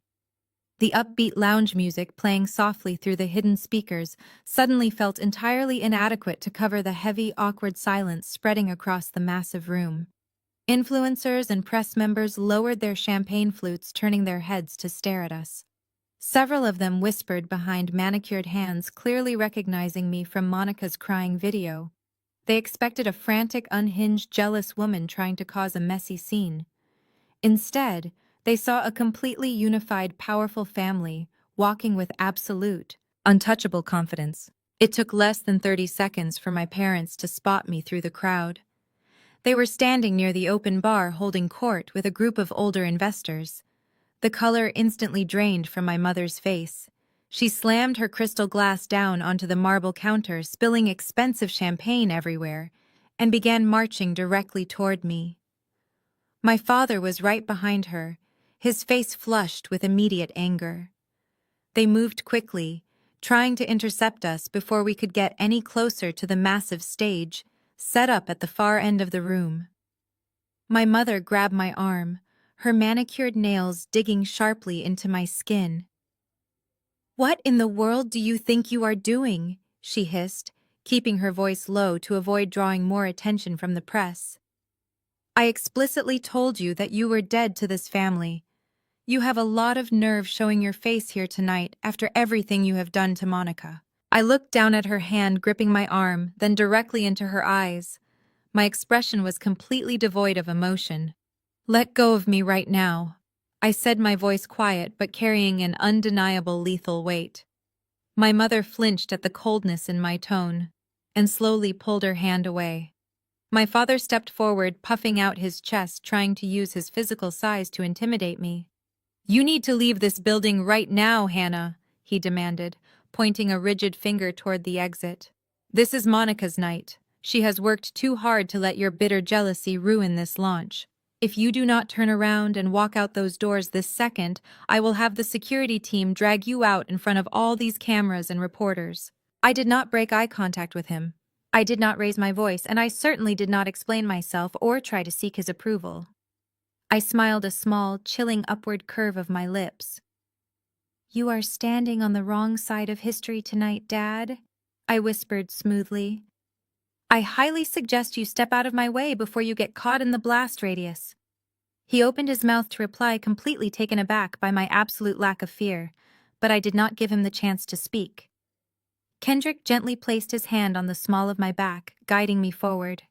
We walked right past my stunned parents, completely ignoring their outraged gasps.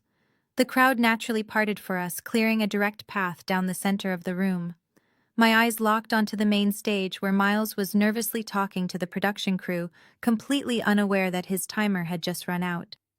Monica was standing right next to him, holding a microphone and adjusting her custom emerald jewelry. They were completely surrounded by their fake success, entirely blind to the federal storm that was about to hit them. Miles noticed the sudden shift in the room. He looked up from his clipboard, scanning the parted crowd until his eyes locked directly onto my vibrant red dress. The confident smile he had been wearing all evening instantly melted off his face, replaced by a flash of pure panic. He dropped his clipboard onto the stage, frantically gesturing toward the perimeter. "Security!" he yelled, his voice cracking over the lounge music. "Get security here right now!" Monica spun around, her eyes widening in absolute horror when she saw me walking calmly down the aisle with my family. She gripped her microphone so tightly her knuckles turned white. Within seconds, 4 massive men wearing black suits materialized from the shadows. They moved with aggressive precision, forming a solid human wall between us and the stage. The head of security, a tall man with a stern expression, stepped directly into my path, holding his hand up like a stop sign. "Ma'am, you need to turn around and vacate the premises immediately," he ordered, his voice completely devoid of patience.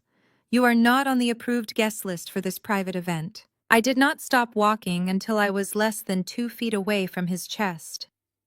"I am not leaving," I said, keeping my voice perfectly level. The security chief's jaw clenched. He was used to dealing with paparazzi or intoxicated party crashers, not a woman in a designer gown, staring a hole straight through him. He nodded to the other 3 guards. "Remove them," he commanded sharply. One of the guards stepped forward and aggressively grabbed Kendrick's upper arm, attempting to twist him toward the exit. Kendrick did not even flinch. He planted his feet firmly into the white carpet, his muscles tensing under his tailored suit. "Let go of my arm right now," Kendrick warned, his voice a dangerous rumble that sent a clear message. The guard hesitated, realizing he was trying to move a man fully prepared to defend his family. The entire room held its breath. The influencers stopped whispering. The photographers lowered their expensive cameras, the silence stretching tight. Miles stood on the edge of the stage, a smug smirk returning to his face as he watched the guards prepare to physically throw us out into the street. He thought he had the absolute upper hand. Before the situation escalated into a brawl, I calmly reached into my red designer clutch. I did not pull out a phone. I pulled out a single neatly folded piece of thick ivory paper, stamped with a raised gold notary seal. I held the document out, pressing it directly against the chest of the head of security. "Read it," I instructed him. my tone shifting from polite to absolute unquestionable authority. The massive man frowned, looking down at the paper. He slowly released his defensive stance and took the document, scanning the heavily formatted legal text. His eyes darted across the page, tracking the bold print and the official county property registration numbers. The smug expression on Miles's face began to falter as he watched the interaction from the stage. He had expected me to scream, to cry, or to throw a fit. He did not expect me to serve legal paperwork. "What is this?" the security chief asked, his tough demeanor cracking as he realized he was holding a certified commercial property deed. "That is the official county deed for the grand atrium," I said, projecting my voice so it carried clearly across the silent room. "This entire building is a commercial asset owned entirely by my family's private trust fund, and as a legally recognized co-beneficiary of that exact trust, I am a partial owner of the very floor you are standing on. You were hired by my brother to guard the door, but you are currently operating inside my property." The security chief swallowed hard, his eyes darting to my face. I took a step forward. "If your men lay another finger on my husband or my daughter, I will personally sue your private security firm into absolute bankruptcy for assault and battery on the legal owner of the venue." The security chief looked back down at the gold seal, then up at Miles, who was visibly sweating. The chief made a rapid, calculated decision. He folded the paper, handed it back to me, and tapped his earpiece. "Stand down," he ordered his men. "Let them through." The guards immediately dropped their hands and stepped completely out of our way. The invisible wall shattered. Miles stumbled backward, his mouth hanging open in absolute shock, entirely stripped of his power. I slipped the deed back into my clutch, took Kendrick's arm, and continued my march directly toward the stage. We reached the front row just as the overhead lights dimmed to a dramatic low. A bright spotlight snapped onto the center of the main stage. Monica, visibly flustered but unwilling to let me ruin her moment of glory, plastered a massive practice smile onto her face. She stepped confidently into the spotlight. The crowd, sensing the heavy tension, offered a polite round of applause. "Thank you all so incredibly much for being here tonight," Monica began, her voice echoing through the massive room via the pristine sound system. "Tonight is not just about launching a brand. It is about a revolution in how we care for the most precious things in our lives, our children." She gestured elegantly to a glass pedestal beside her. Resting perfectly in the center was a single bottle of Riley's Glow, illuminated by its own miniature spotlight. The packaging was immaculate, exactly as she promised. White and gold, exuding pure, clean luxury. She picked up the bottle and held it out toward the audience like a holy artifact. "For too long, mothers have been forced to rely on harsh synthetic products," Monica continued, her voice dripping with fake sincerity. "I wanted something completely pure. Something derived entirely from the earth, completely organic, and entirely safe for the sensitive skin of our little ones. True natural beauty starts with absolute transparency and honesty." I stood in the front row, holding Kendrick's hand, staring up at her. The sheer hypocrisy of her words made my blood run completely cold. She was standing there preaching about natural beauty and child safety, while my daughter stood beside me with a permanently scarred scalp from the exact poison she was holding in her manicured hand. I checked my watch. It was 7:59 and 50 seconds. I did not interrupt her. I simply waited. 10 seconds left. Monica took a deep breath, preparing to introduce her elite group of venture capitalist investors. 5 seconds. 4, 3, 2, 1. Exactly at 8 o'clock, the massive LED screens dominating the entire back wall of the stage suddenly flickered. The soft, elegant white and gold Riley's Glow logo aggressively glitched, tearing into jagged horizontal lines of digital static. A low electronic hum buzzed through the venue's massive speakers, entirely cutting off the soft lounge music that had been playing underneath Monica's speech. The audience gasped in unison. Monica froze, her perfect smile faltering as she instinctively turned around to look at the screen. The static vanished instantly, replaced by a massive, glaringly bright display of my meticulously color-coded forensic accounting spreadsheets. The screen was 50 feet wide, projecting high-resolution scans of forged trust fund withdrawal signatures, offshore banking routing numbers, and deeply complex money laundering flowcharts. At the very top of the display, typed in massive, undeniable red letters, was the heading Federal Evidence Master File Embezzlement and Wire Fraud.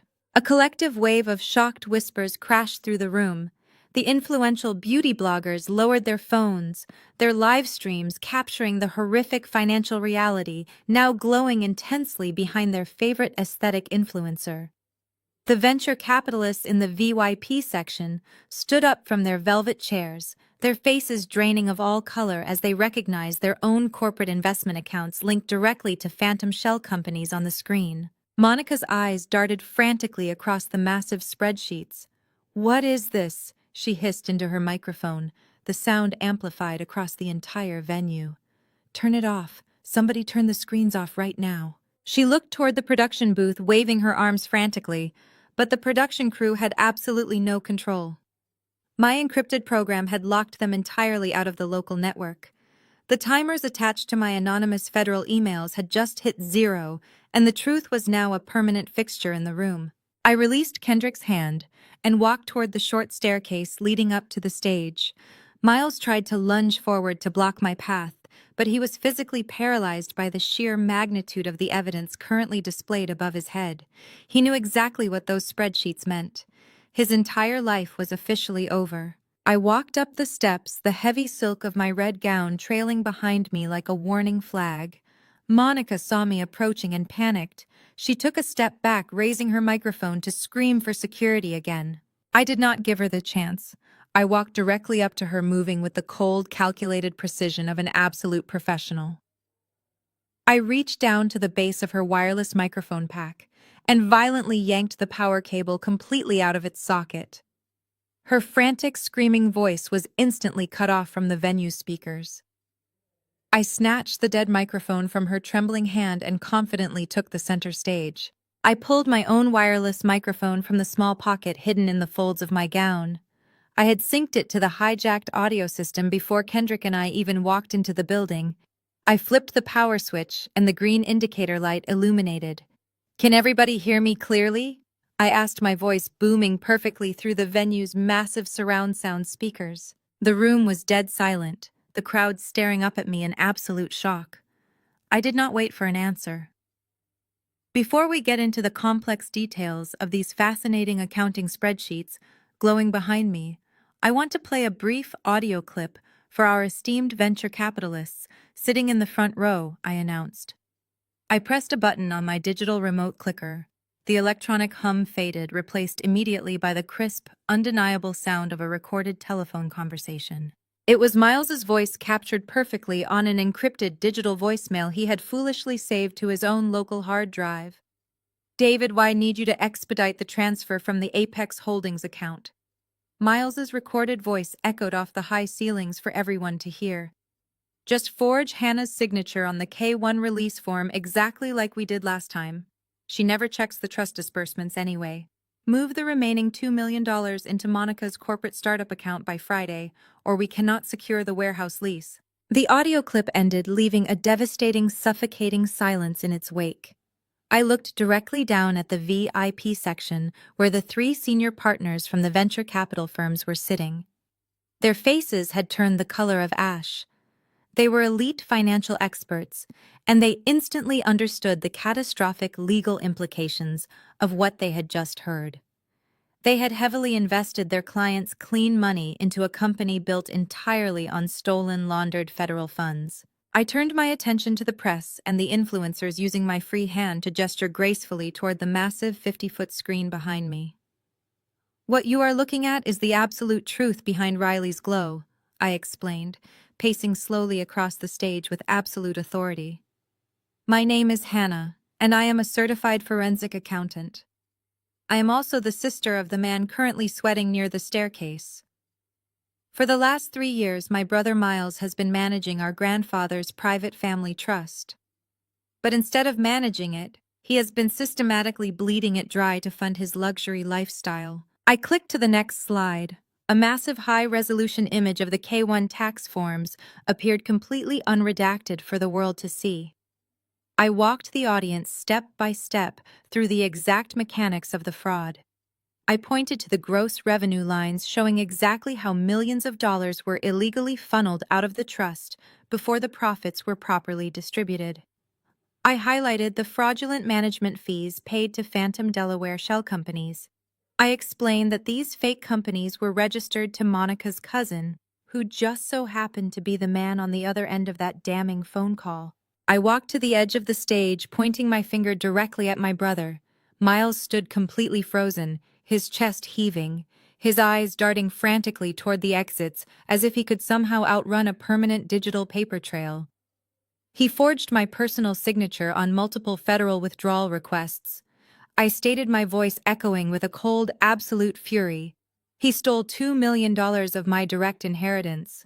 He committed grand larceny, wire fraud, and identity theft. And he took my stolen money to fund this completely fraudulent vanity project for his wife. Monica let out a high-pitched, hysterical sob, dropping to her knees on the stage. She tried to cover her face with her hands, but the camera flashes from the press pit were already blinding her. The journalists were frantically typing on their phones live, tweeting the absolute destruction of a major influencer brand in real time. The venture capitalists in the front row were whispering aggressively to their legal counsel, pulling out their phones to desperately freeze their investment accounts before the federal government could seize the tainted assets. My parents were standing frozen near the open bar, their mouths hanging open in pure horror. They were finally seeing their golden boy for exactly what he was. A pathetic, desperate criminal who had robbed his own family to maintain a fake illusion of superiority. I looked down at them, letting the heavy reality of my words crush their arrogant delusions. I had not just ruined Monica's launch party. I completely dismantled the financial foundation of their entire existence. The fake empire was crumbling exactly as I planned, brick by stolen brick. And the most beautiful part of this execution was that I had not even reached the most devastating piece of evidence yet. I clicked my remote one more time, preparing to expose the true poison hiding inside those pristine white bottles. The screen behind me shifted instantly. The complex financial spreadsheets vanished, replaced by a stark black and white document bearing the official seal of an independent chemical testing laboratory. I turned back to the audience, sweeping my gaze across the horrified faces of the beauty influencers and wealthy mothers who had eagerly lined up to support this brand. Stealing millions of dollars from a family trust is a massive federal crime, I said, my voice cutting through the tense silence like a sharpened blade. But believe it or not, the embezzlement is actually the least offensive thing my brother and his wife have done this year. What you are looking at now is the unredacted certified chemical analysis of the product you are all holding in your hands right now. I pointed my remote directly at the screen, highlighting a long column of complex scientific terms in bright neon yellow. Monica stood on this stage just 10 minutes ago and promised you a completely organic, vegan, and safe skincare line for your babies, I continued, my tone dropping into a deadly serious register. But she did not source her ingredients from pristine organic farms. She used the stolen money to lease an unverified, unregulated chemical manufacturing plant overseas. And to maximize her profit margins, she allowed them to cross-contaminate the lotion base with cheap, highly toxic industrial fillers. I began reading the highlighted ingredients aloud, making sure every single syllable echoed perfectly across the massive event space. Sodium hydroxide, calcium thioglycolate, and a highly potent formaldehyde-releasing agent. For those of you who do not have a background in chemistry, I will translate. These are not organic moisturizers. These are the exact active chemical compounds found in industrial-strength adult hair relaxers and corrosive bleaching agents. This product is highly illegal, and it is absolute poison. A collective gasp ripped through the audience. Influencers who had been holding the pristine white and gold bottles of Riley's Glow up for their cameras suddenly froze. It gets worse, I said, refusing to let them look away. Monica knew the formula was tainted. She knew it was incredibly dangerous. But her massive ego and her desperation to launch this brand completely overrode any basic human decency. She needed to test the product, but she obviously was not going to risk putting it on her own perfect daughter. I looked down at the front row where my husband Kendrick stood tall and fiercely protective, holding my 8-year-old daughter's hand. I looked at Zoe. Her beautiful braided crown sat high on her head, completely covering the terrible trauma she had endured. I gave her a small, reassuring nod. Last weekend, Monica invited my daughter over for a fun cousin spa day. I told the crowd, my voice thick with absolute disgust. She applied a prototype batch of this exact toxic formula directly to my child's scalp. She claimed she was just trying to tame her natural hair. Within minutes, the corrosive chemicals ate through the top layers of my daughter's skin. She suffered severe second-degree chemical burns. Monica panicked, used kitchen scissors to hack off my child's beautiful hair, and then filed a completely false child abuse report against me to cover up her horrific crime. The reaction in the room was instantaneous and explosive, the absolute horror registered on the faces of the attendees. A prominent mommy blogger standing near the front row let out a sharp cry of disgust and physically dropped her promotional gift bag. The heavy paper bag hit the floor, and the white bottle of Riley's Glow rolled out onto the pristine white carpet. Like a rapid chain reaction, other influencers and guests began dropping their bags. The thud of expensive promotional items hitting the floor echoed throughout the grand atrium. They were literally throwing the products away as if they were holding active grenades. People were furiously wiping their hands on their expensive dresses, terrified that the toxic lotion might have leaked onto their skin. The venture capitalists sitting in the front row immediately signaled their private security details, aggressively demanding to be escorted out of the building before the federal authorities arrived. The journalists practically shoved their recording devices closer to the stage, sensing the absolute biggest scandal of the decade. The pristine white and gold aesthetic of the evening had been completely shattered, replaced by the ugly reality of greed. "You are lying!" Monica shrieked, her voice cracking hysterically as she scrambled up from the floor. She pointed a trembling finger at me. "She is lying. This is a jealous setup. My product is perfectly safe." "If it is perfectly safe, Monica?" I challenged her immediately, stepping closer to the edge of the stage. "Then open that bottle right now and rub a generous handful of it directly onto your own face. Let us see how that beautiful skin reacts to industrial formaldehyde." Monica stared at the bottle resting on the glass pedestal next to her. Her hands shook violently.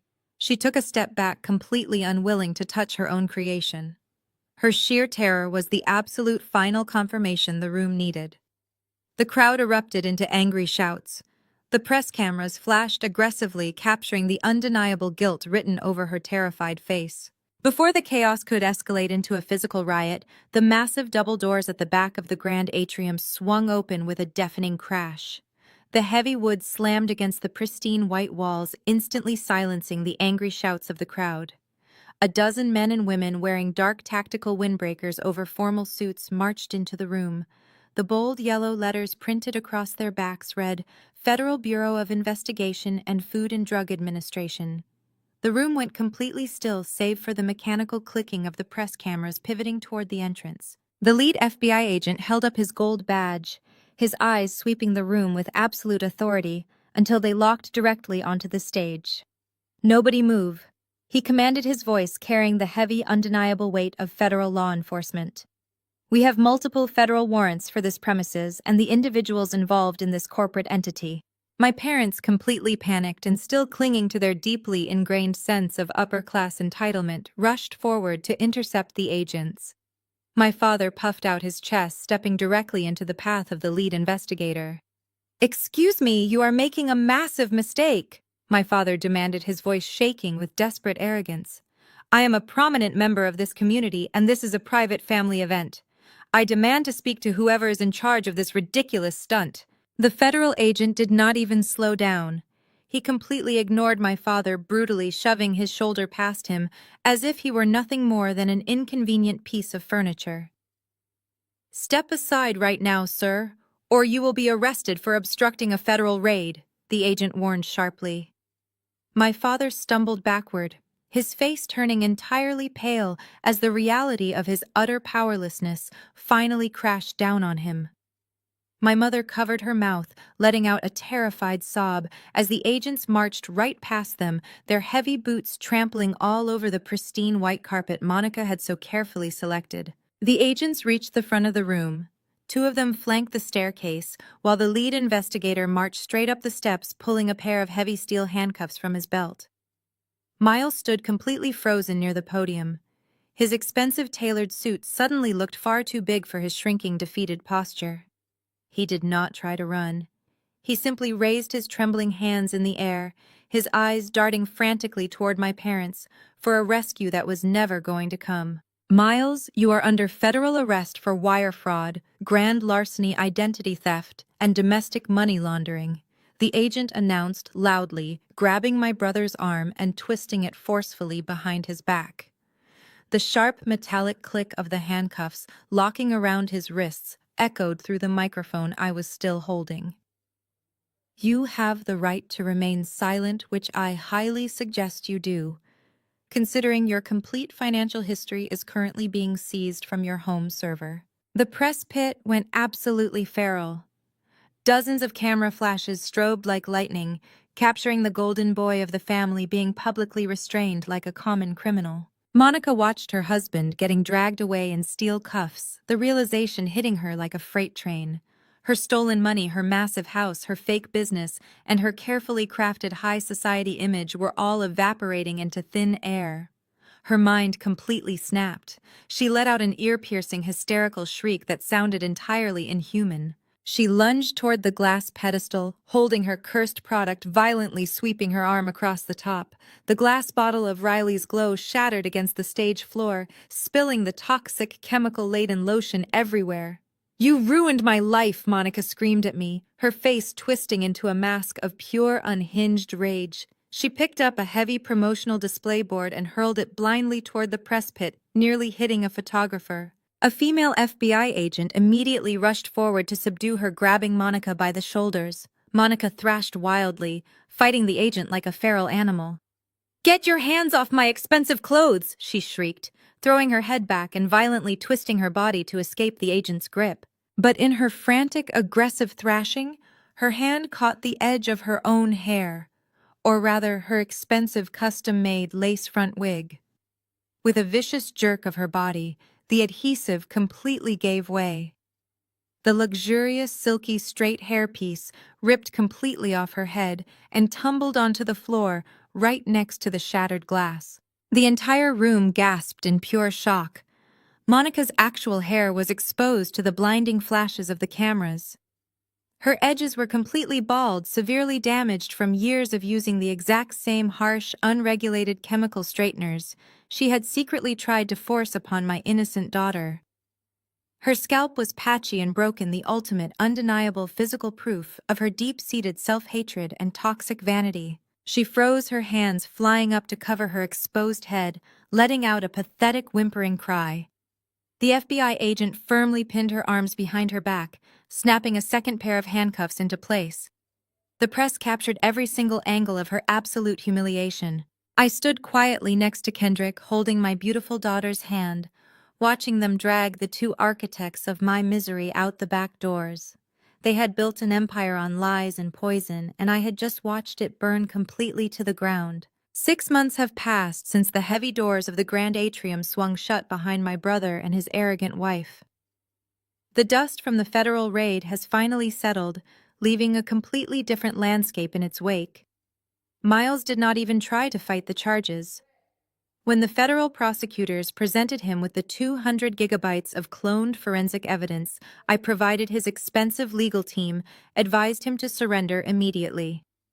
He took a plea deal to avoid a lengthy public trial.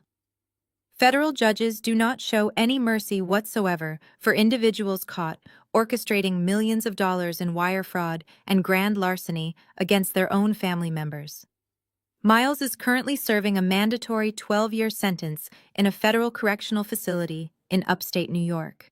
He traded his custom-tailored suits for a standard-issue khaki uniform and his sprawling home office for an 8x10 concrete cell. Monica suffered an equally devastating fate. The Food and Drug Administration completely seized her fraudulent company. Civil lawsuits from terrified investors instantly drained whatever money the government did not freeze. The Internal Revenue Service audited her entire life, seizing the massive gated mansion, the luxury vehicles, and every single remaining designer handbag to pay back the stolen trust funds.